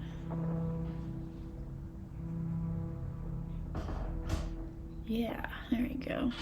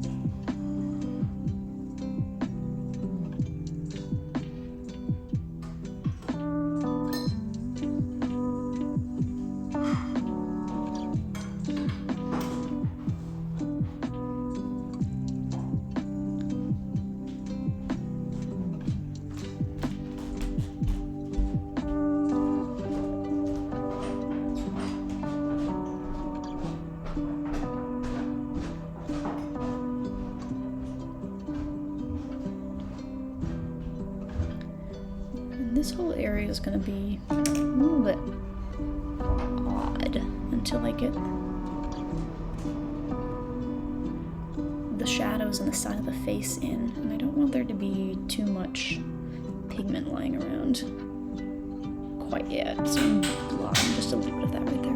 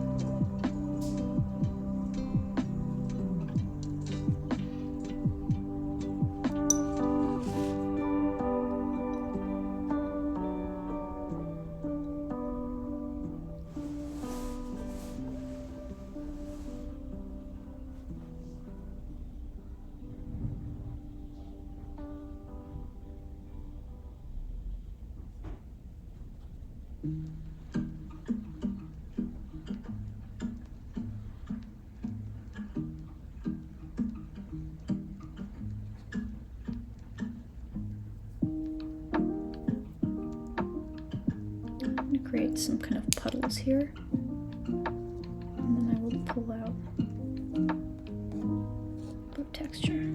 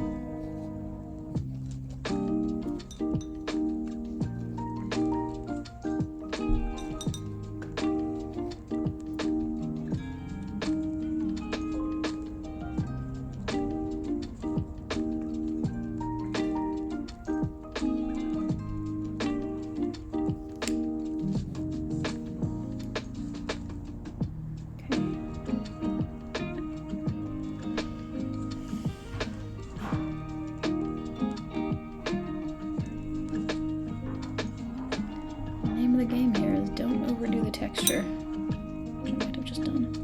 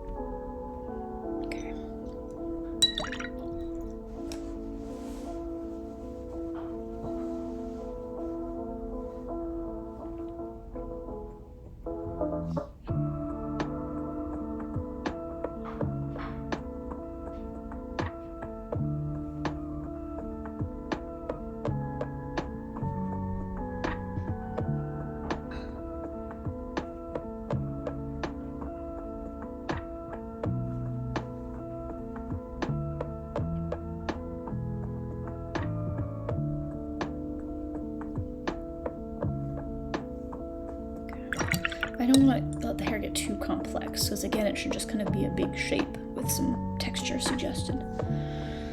So, take a step back from that. I need to let this dry before I get back into the face again. So I think our next stop is going to be back out, zooming out, looking at the shirt.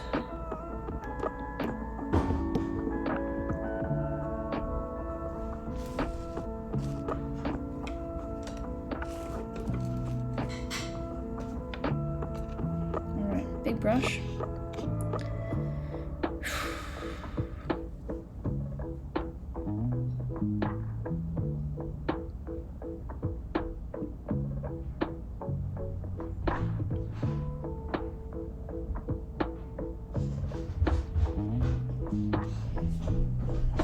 And I'm going to be working in a similar tone as what I was just using for the hair. A combination of Payne's Gray and what is that? Sepia.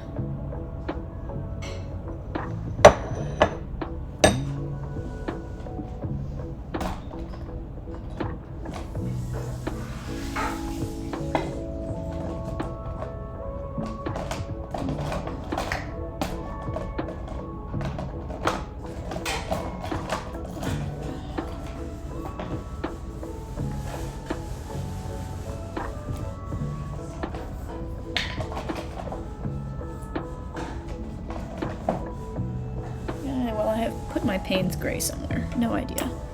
Oh. Found it.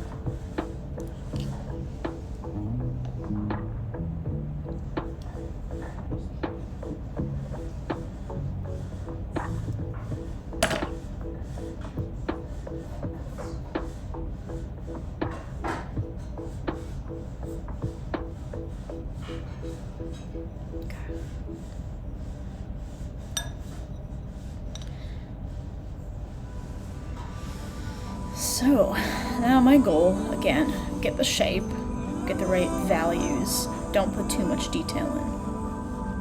Yikes.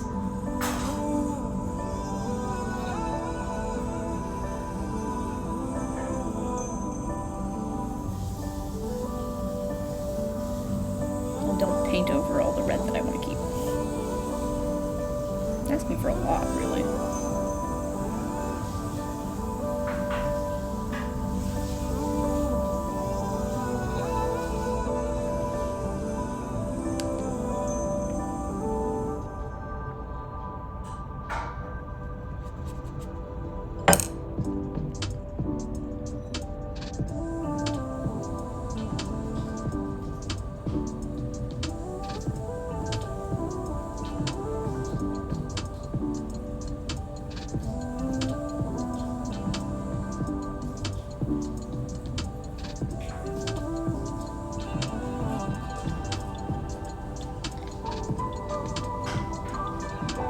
One of the ways that I prevent myself from getting too detailed in here, in this negative painting, is I just use a big brush.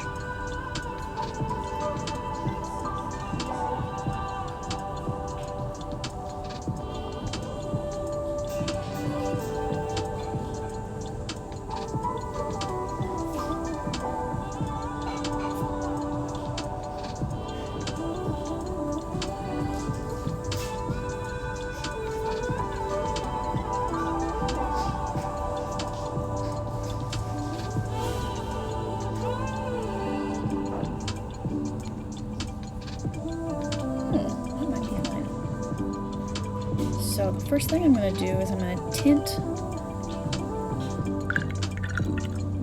the warmer parts of this. Tint the dark that I just put down.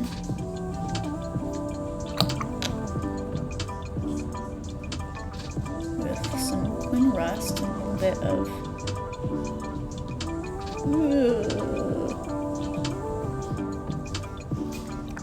gamboge yellow.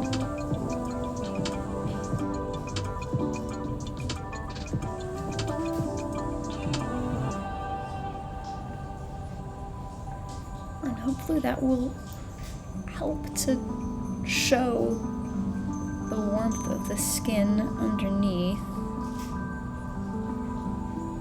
I'm making just things very muddy. That's usually what happens, is things just get muddy and weird. But if they do, I'm here for that.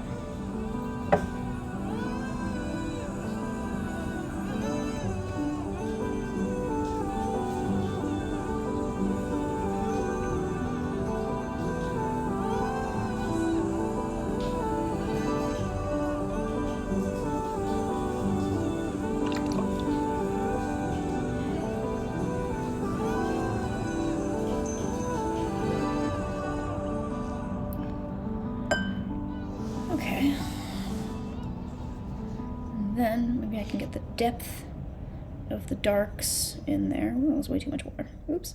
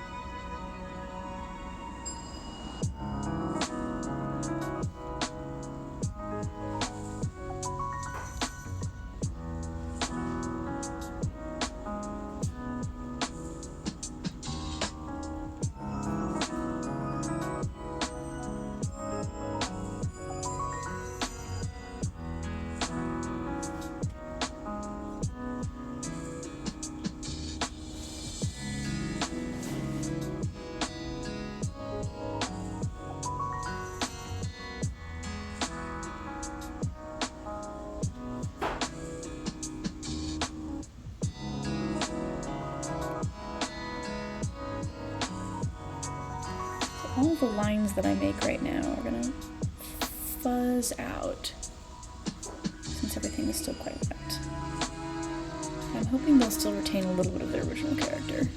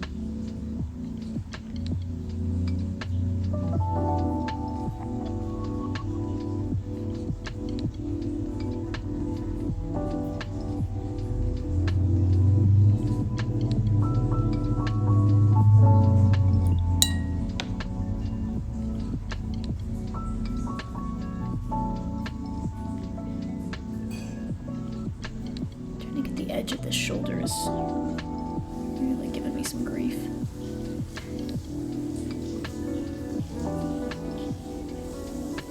It is very much like herding cats, but like you're not really sure where the cats are supposed to go, so.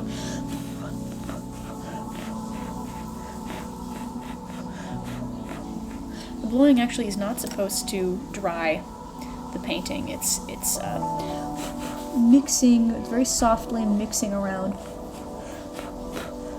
some of the tones that I have on the paper.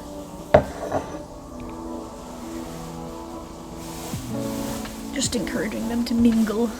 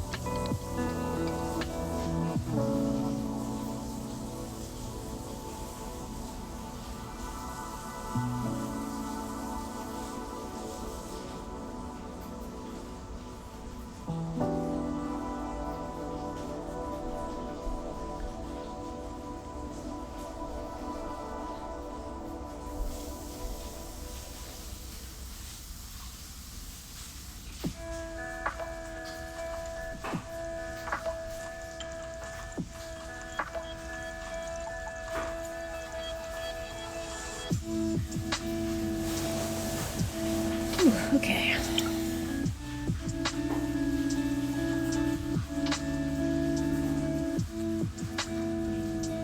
I'm going to expand the shape out a little bit here in a later step.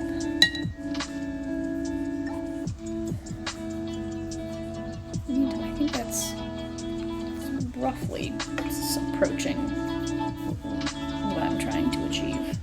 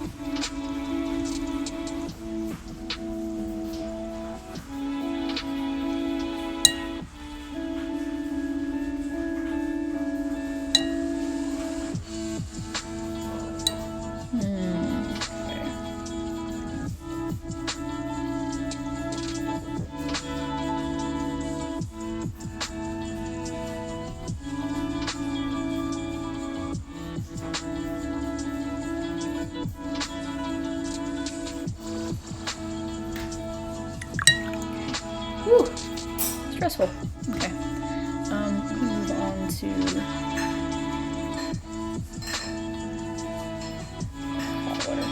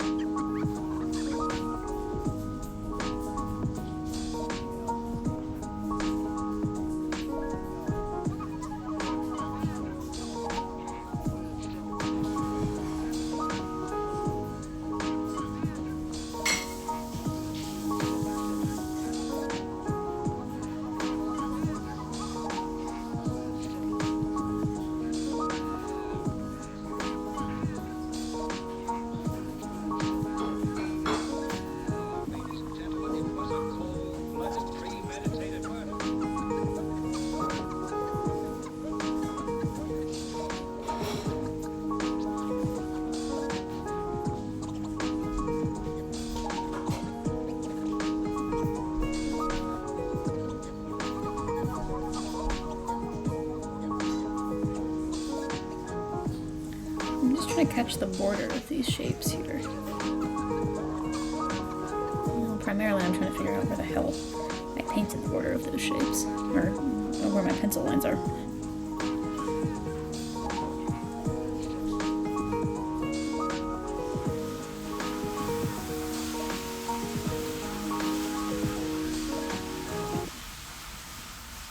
And I'll go in and I'll add a little bit more detail later, but right now we just want these big shapes in.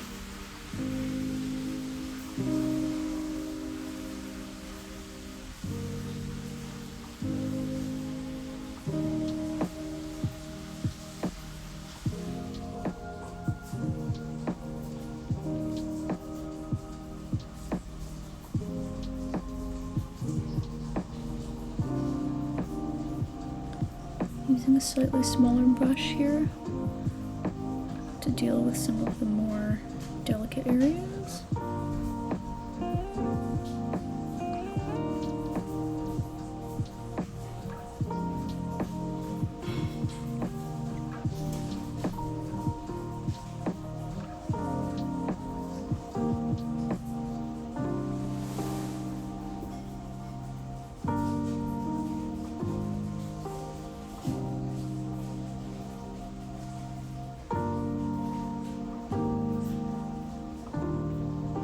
Sure, it's starting to come together.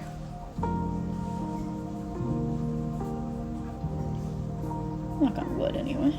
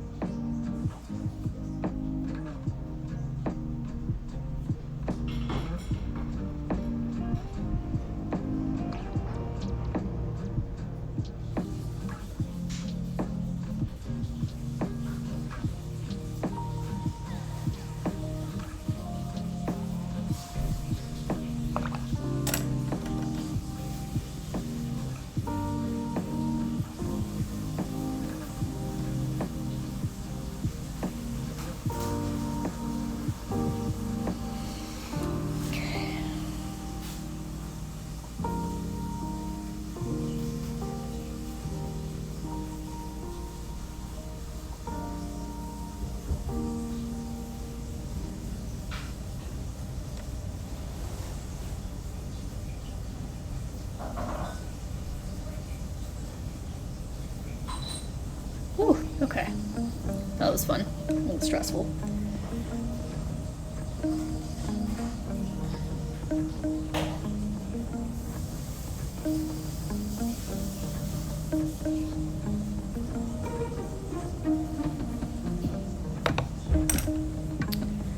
So, next step.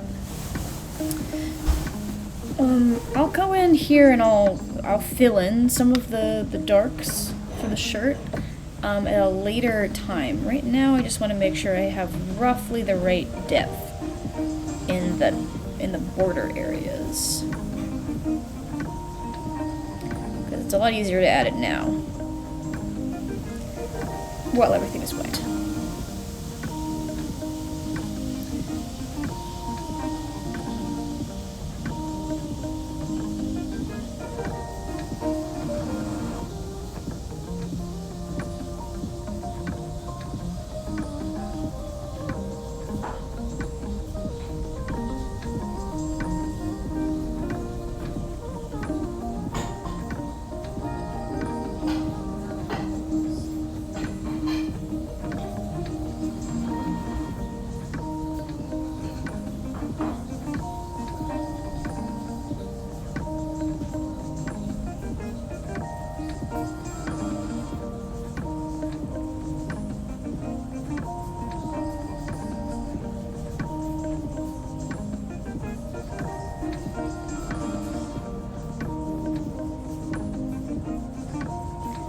The area that I'm working on right here is adjacent to this wet area. I'm expecting to get some burning,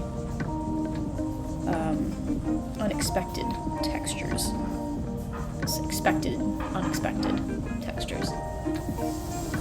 We'll see how that turns out.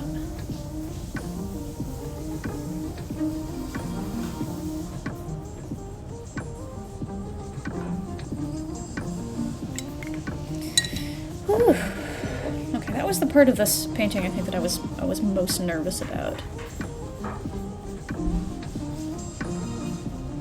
I'm gonna move on from here to back to the face. So we're gonna add some of those really fun shadows onto the face. This next part I think will be a little bit more exciting. I'm gonna take a really quick like 2-minute bio break. So I'm gonna shift us over to our BRB screen, and I will be back very shortly.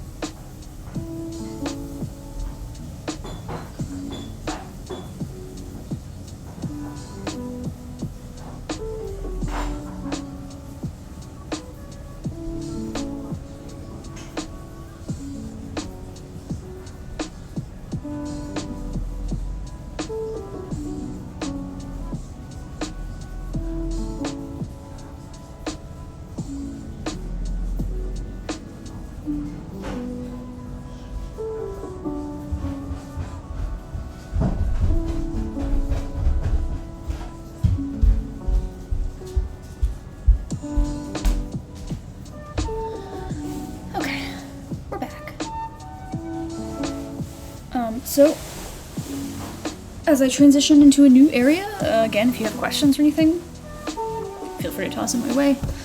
If not, don't. I'm going to zoom in a little bit. Let's give this nice lady some features. I hope everyone's enjoying the gentle ASMR of frying food in my kitchen that's going on as background noise. It's actually making me really hungry.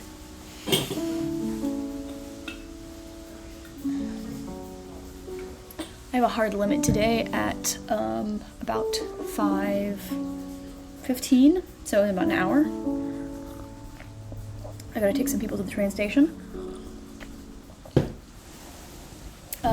But I'm gonna be streaming again tomorrow. I may finish this portrait tonight, we'll see.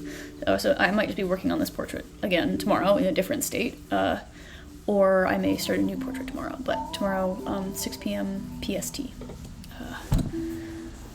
If you want more painting. Okay.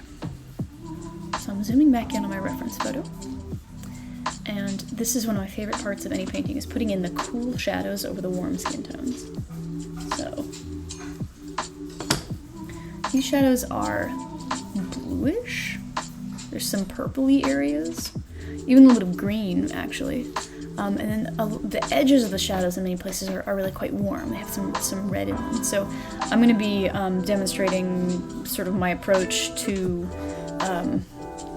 multi-hued shadows. I have a whole class dedicated to this because it's something I like so much. But this will be the short, informal, less coherent version.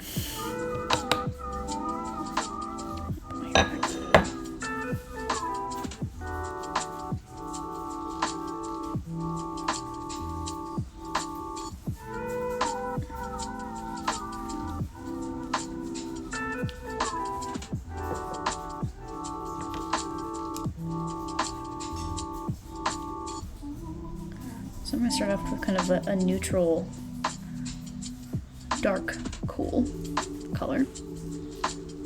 And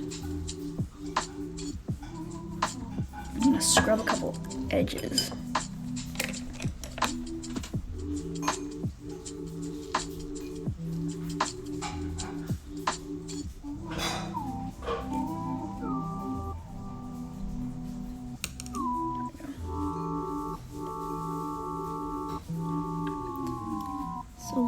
start in here in the corner of the eye. Pick the fuzz off my brush.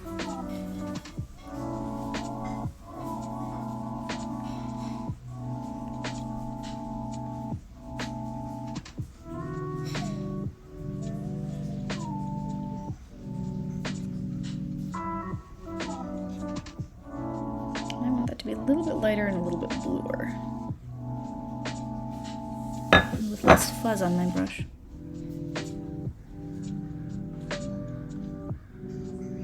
This way.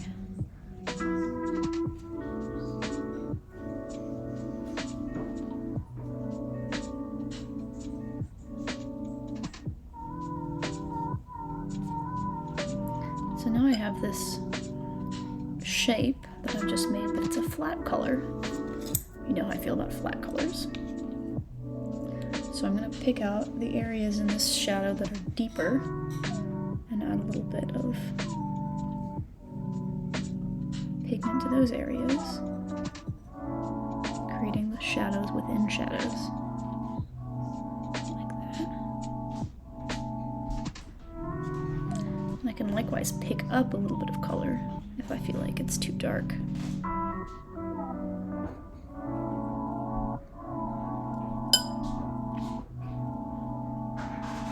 So I've lightened it in the corner and I've darkened it just beyond that. So now I have a little bit of gradient to the shape. It's probably hard to see at this scale. A little bit more like that. And as this shape dries, I'll probably come back and I'll reinforce that a little bit. And then here's the other thing, is there's a little bit of warmth in the shape as well. So working off of my warm tones palette, pick up a little bit of that, and I let that come into the shadow as well.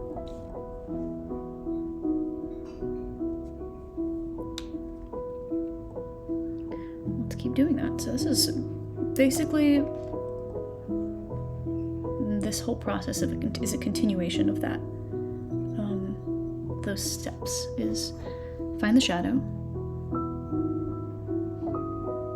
make the shape of the shadow.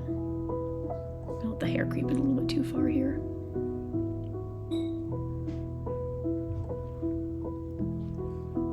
Deepen the shadow where needed.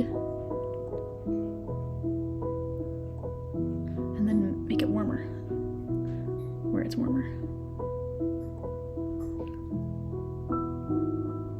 This shadow right here is a very exciting shadow to me. It's a little bit of a curl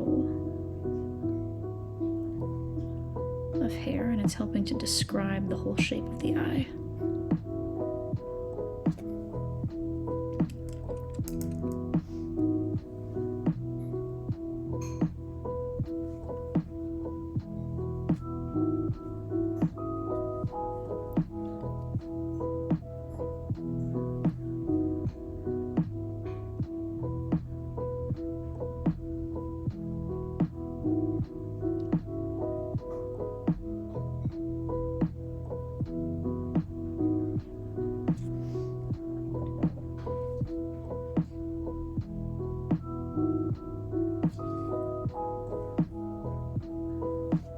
It's quite warm over here.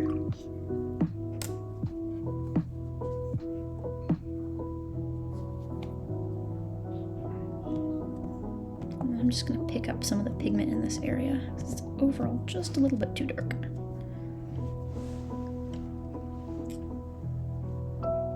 And the other trick with shadows is that you can control their edges as well. So that right there on the eyelid is a shape that had very hard edges, but I don't want it to have hard edges, except for right here at the bottom. So I'm gonna just kind of smudge those edges of the shadow out in a few areas.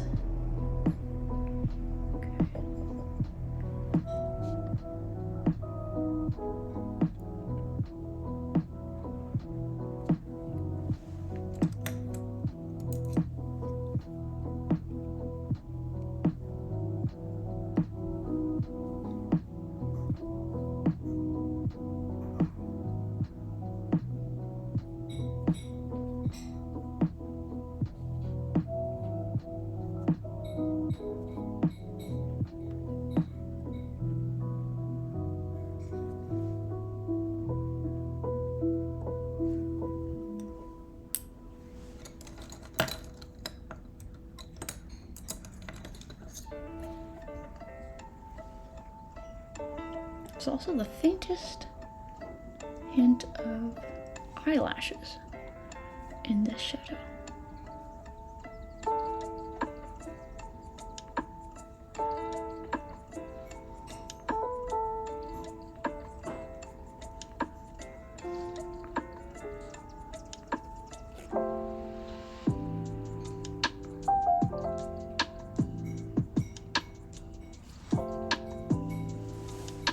Tiny little subtle details like that tend to snap focus into an area. Okay, so this whole shadowed area will need to dry before I come in with the next layer.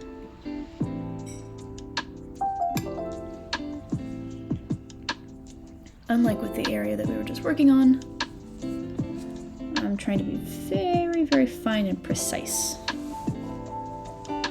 Because where there's precision and focus, or where there's precision, it brings focus to the piece, and I want focus on the face, not on the shirt. Oh, where did I put my brush? I have that habit of holding brushes in my mouth because once I put them down, they're gone.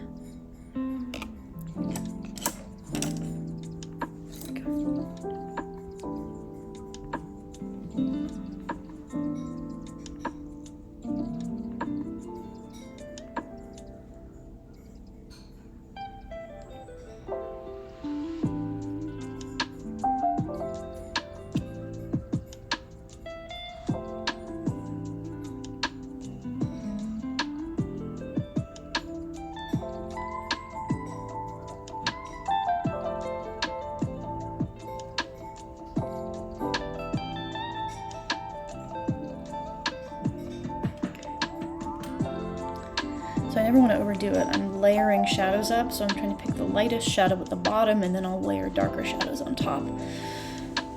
Which takes a little bit of restraint, I think, because at this phase, generally, you want to put those features in. You want to start clearing things up and making it look like a face. But I have found that if I go in too early, too dark, then I end up kind of smearing some of that dark pigment around, and then nobody has a good time. So.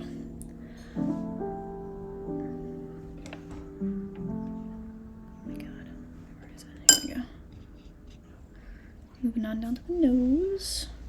This is a very warm shadow along the side of the nose. So I'll start with a warm shadow and then I'll cool it off in some areas. Kind of like the opposite of what I was just doing.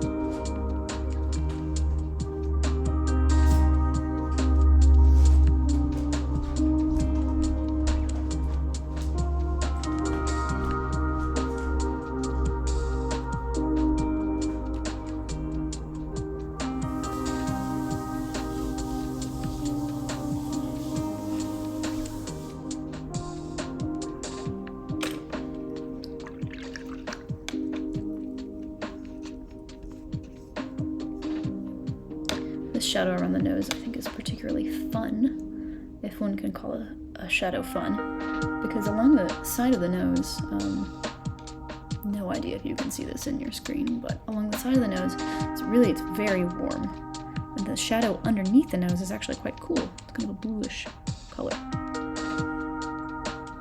I'm going to try to get both of those colors in here so that they play nicely together, without getting just a weird purple mess.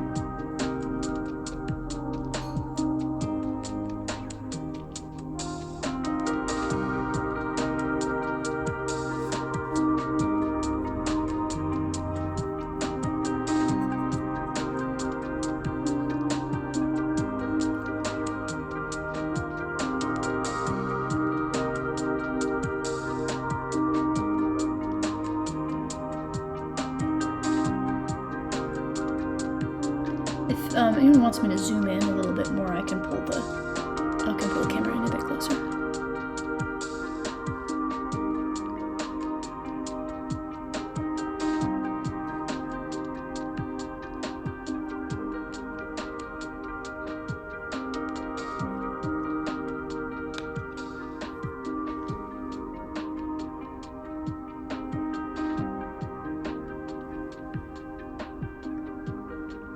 starting to lose my natural light outside, so things might get exciting soon. That's very blue.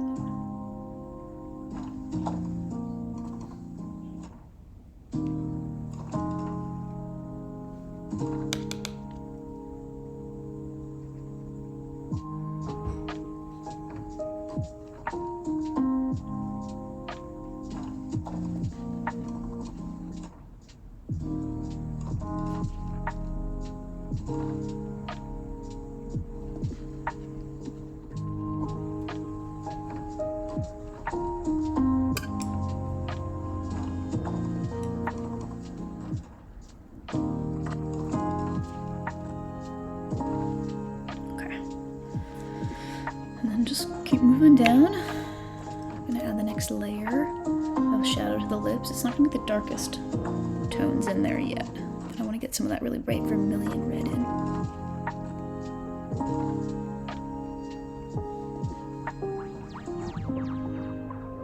And this is actually a great example of where I want to pause and make sure that my pencil lines are in the right place. As I paint, pencil lines tend to get more and more hidden.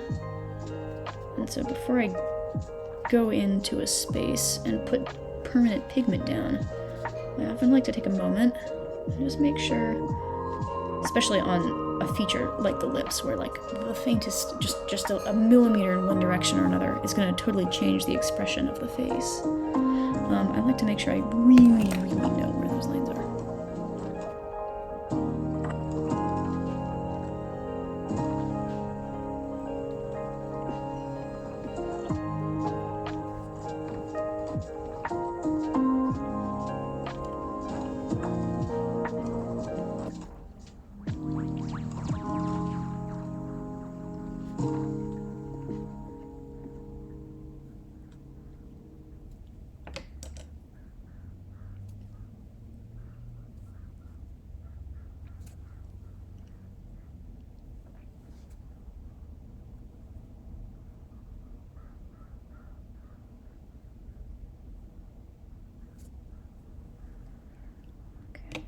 And then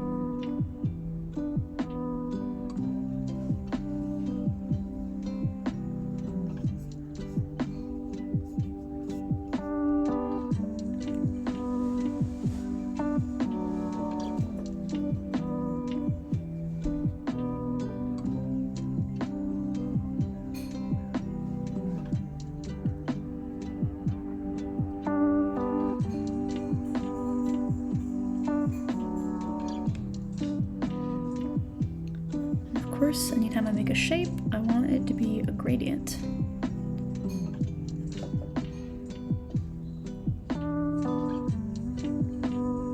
There's always going to be darker areas of any shape.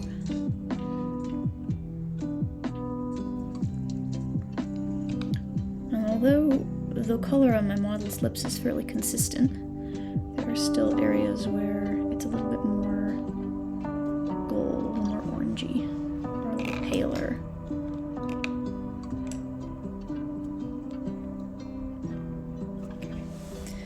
And a lot of the profile, it's gonna look a little odd until I have kind of defined the dark area behind it. And well, it's very tempting to jump in. I want to do that right away. I want to let that simmer for a bit so I can get the rest of the features on the face. Okay, let's do the side of the face. I'm really excited about this shadow.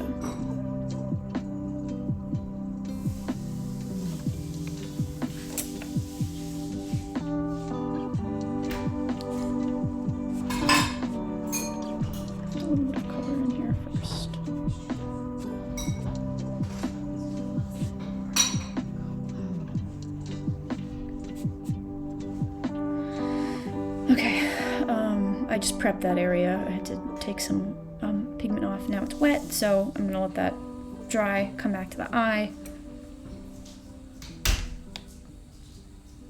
I'm gonna actually turn another light on in here.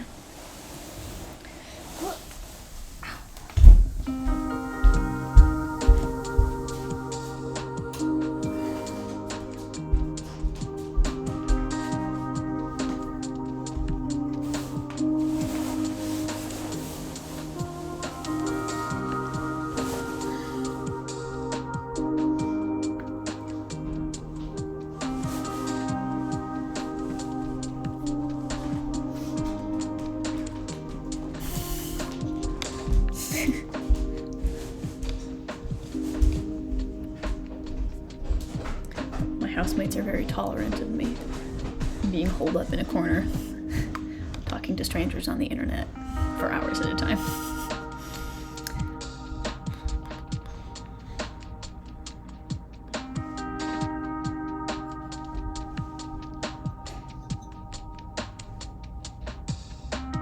Some of my very favorite parts.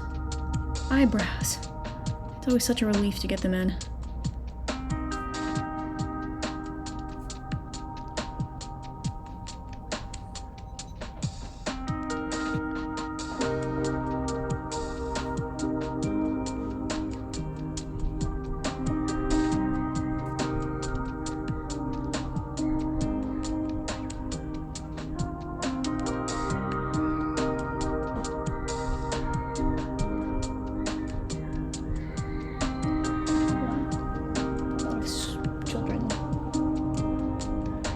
Screaming outside. I don't think anything bad is happening to them though, so I'm not gonna worry about that.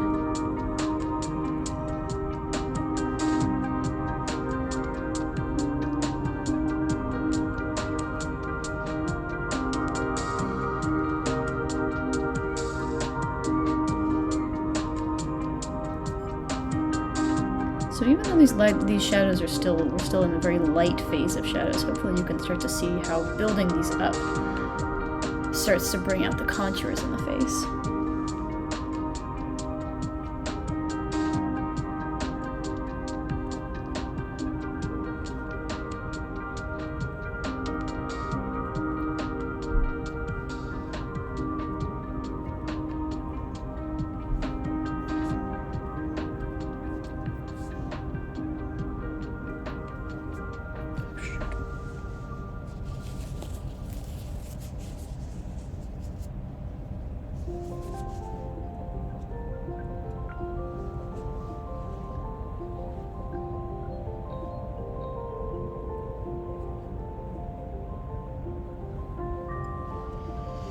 And in this phase particularly, there's a whole lot of painting a little bit in one area and then moving to another area and then painting a little bit in another area and then moving to back, just touching back and forth because you so often have to wait for an area to dry before you can paint over it. So it's a little bit like, I don't know, being a bee, just going around and eating all the flowers. Alright, I promised we would get to the shadow on this side of the face. We're actually gonna do it.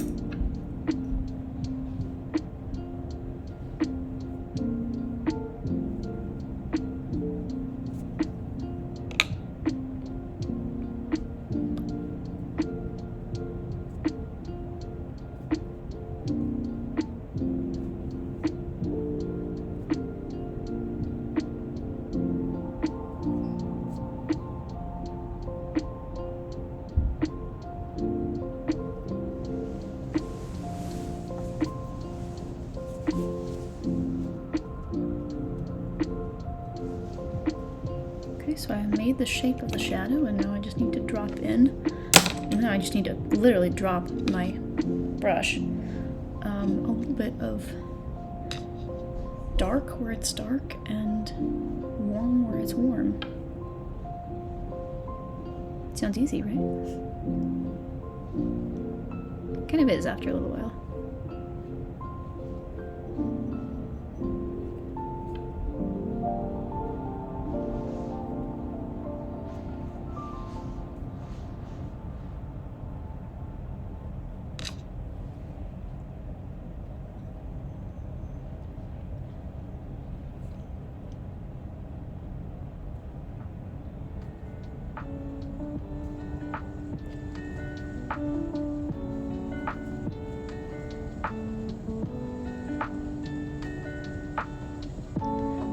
Here's another shadow I'm really excited about. Under the lip.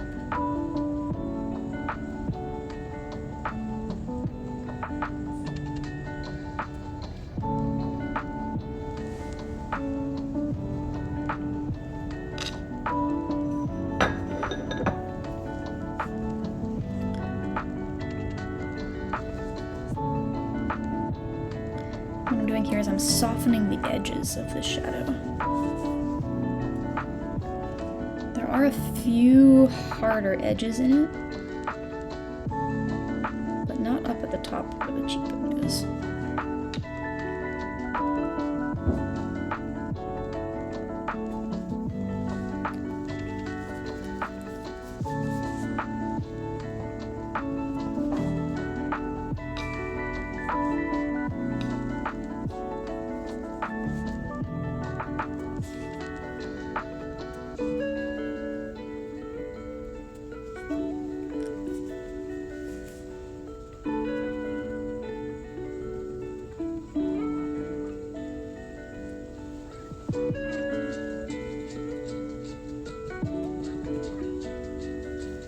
And there's a little babysitting I have to do with these edges, because they kind of creep out. They keep creeping out a little bit, and so I kind of have to sit here and put the proverbial cats back in their cat house, I guess.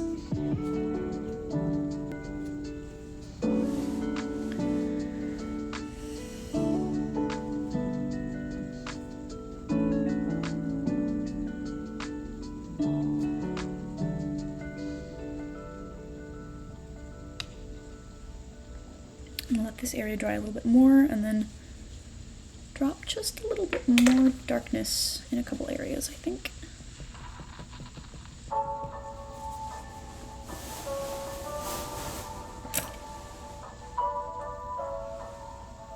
I'm going to drop down the camera and zoom in just a little bit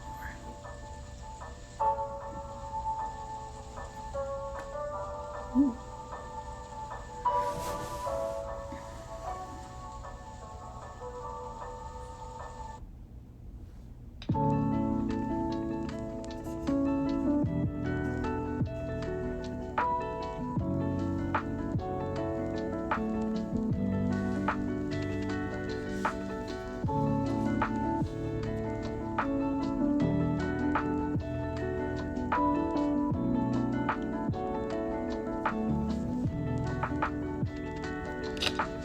There's often cases where I will let an area have I'll let there be a hard line somewhere where there isn't like really a hard line, simply because it shows something on the movement in the face.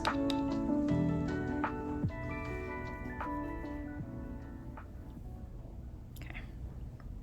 It's a good start for that, I think.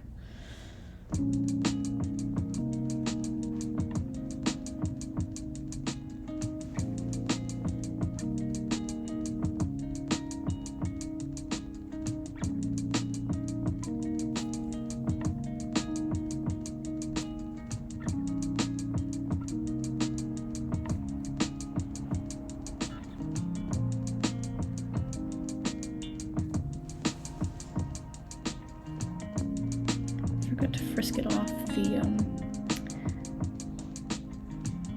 highlights on the lip, so I'm gonna just add them back in at the end with a little bit of white ink.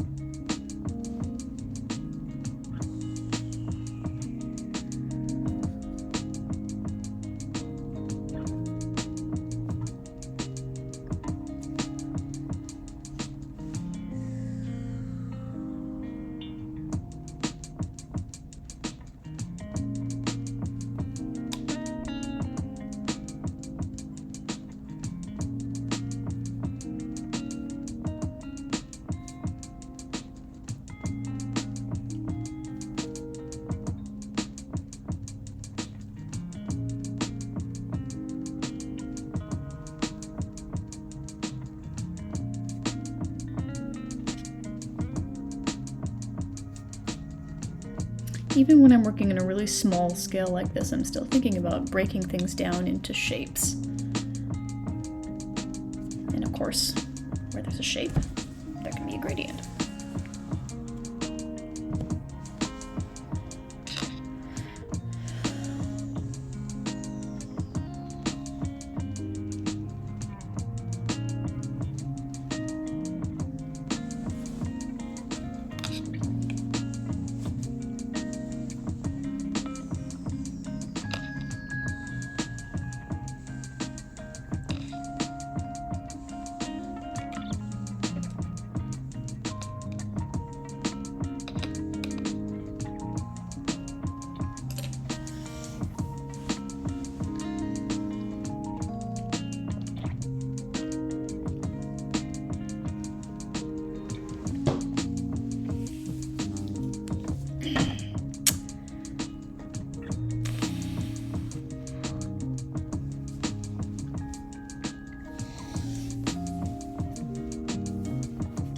Definitely feels like I'm approaching hour 3 of portrait time. Ugh.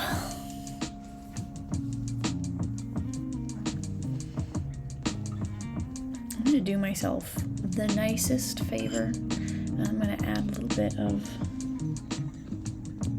the dark background that's gonna help define the actual shape of this face, the profile.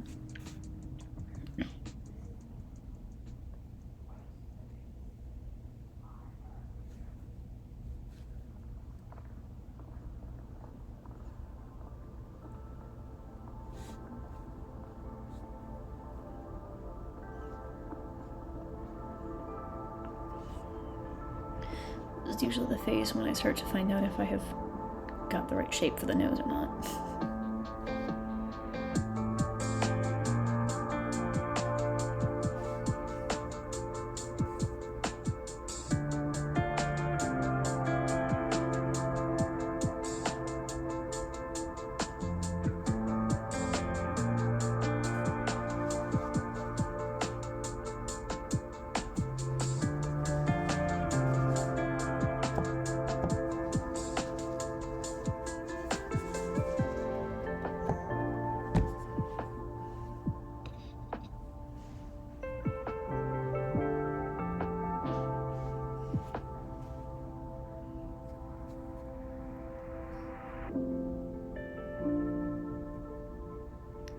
So this refinement, just adding in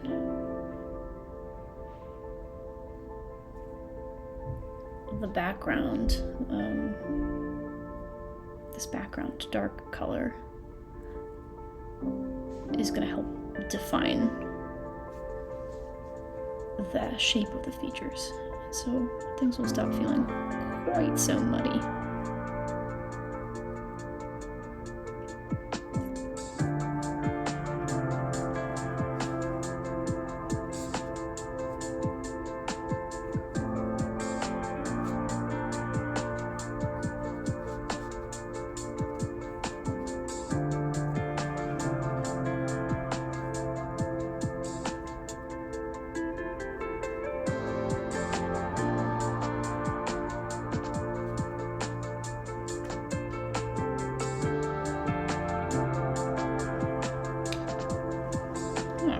Starting to look like a face.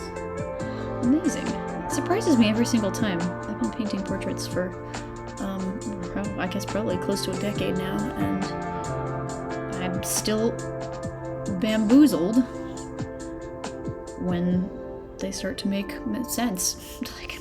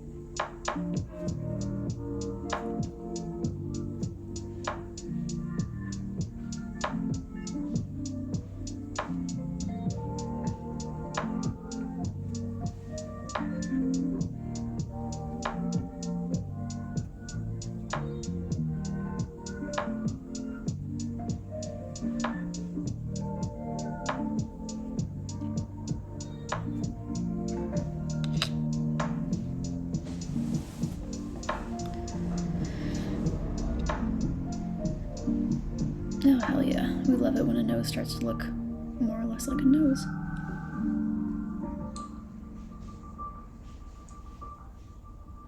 Working on this phase of things always really makes me appreciate, like, how far a single dot somewhere will go. There's a lot of precision in getting features right.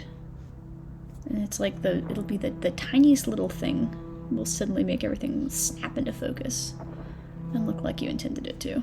And then the tiniest little thing will suddenly just mess everything up. Make you regret your life choices. Devil's in the details, as they say.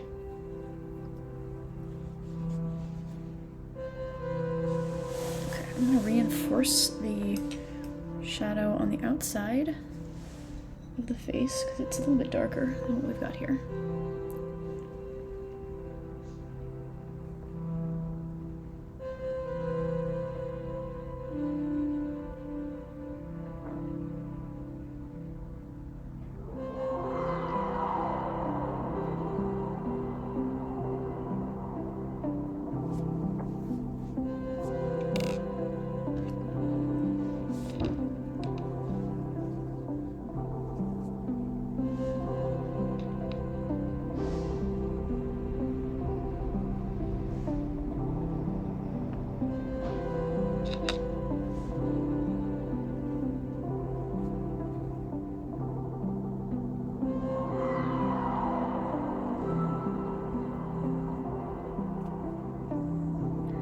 Decided I need to bump the blue tones a little bit in some of these shadows. I often end up painting them a little bit, I don't know, too realistically. There's always a little bit more blue in shadows than you think that there should be, and then you can always get away with putting even a little bit more blue than that in them. And often it more accurately reflects how the eye sees, more so than how the camera takes a photo.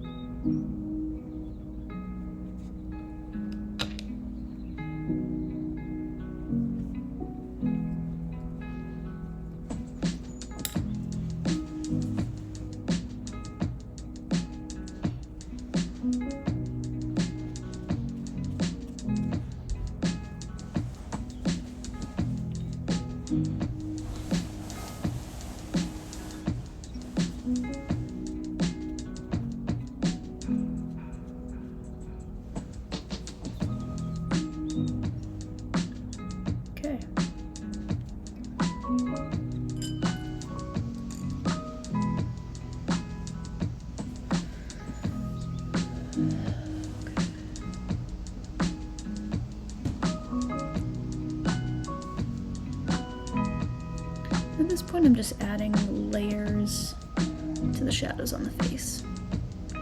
Trying to get them cool where they're cool and warm where they're warm.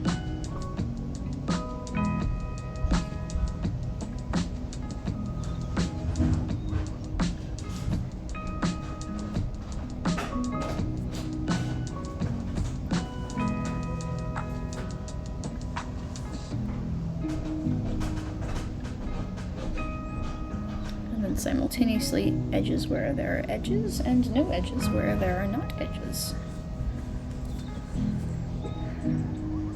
Okay.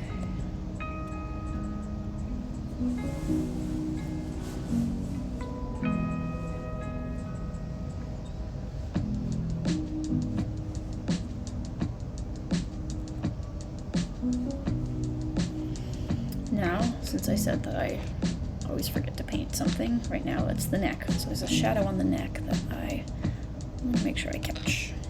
A very blue shadow, relatively speaking.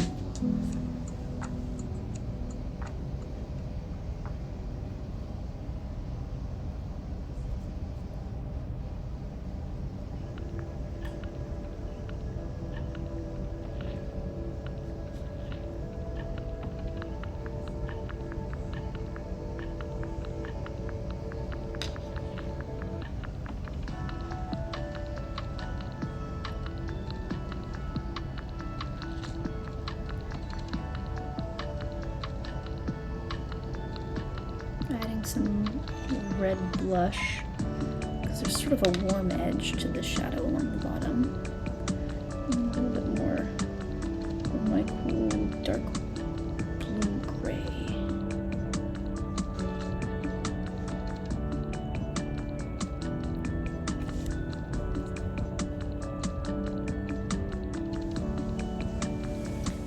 And the hair on top is going to get darker, I believe.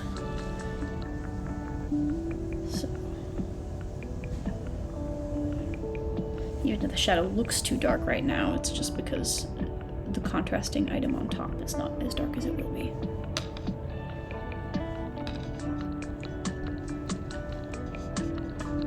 Ooh, fun.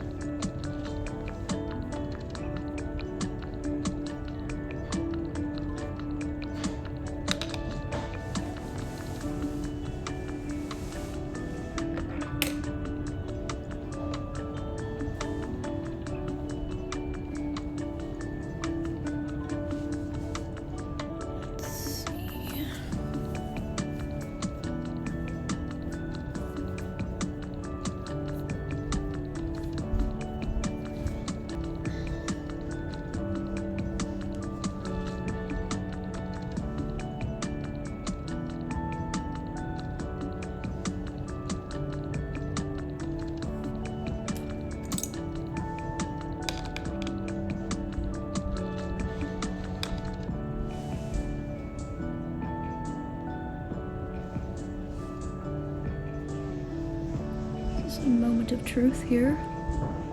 I'm going to put in the eyelid line. Hopefully in the correct spot.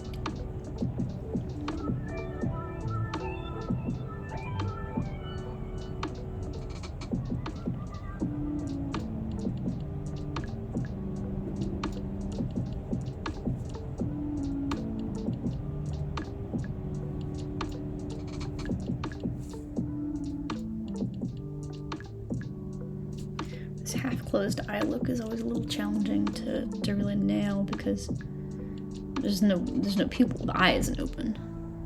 The model is looking down, and it's tricky to show that she's got kind of a half-lidded look rather than fully closed. And to accomplish that, usually I have to have just the faintest hint of an underlid, which I can't put in quite yet because we're still waiting for the top lid to dry.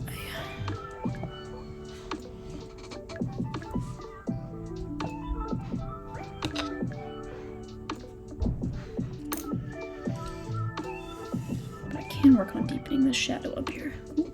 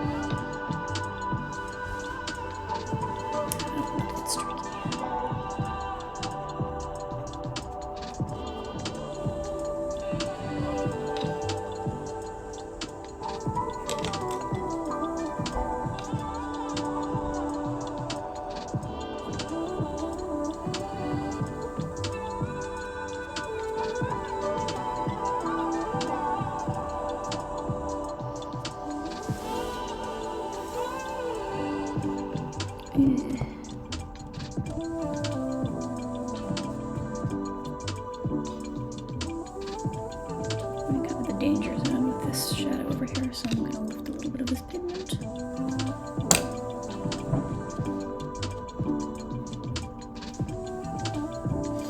And come back and do another layer later.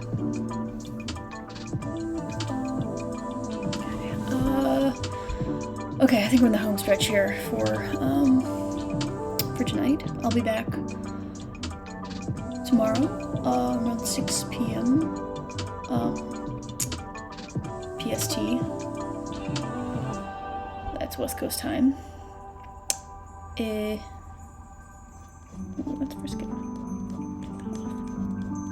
I may be working on this portrait again, or I may finish this one in the meantime. Not sure. I don't think there's any last details that I need to add right now. I'll zoom back out just so you get a sense of what we're looking at. This is it's very unfinished, but I feel like I got a lot of the general shapes in that I wanted to get in.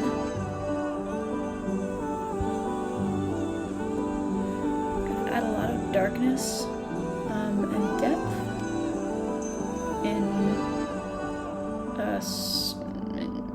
as I paint. There's not a lot of contrast yet. Oh my god. There we go.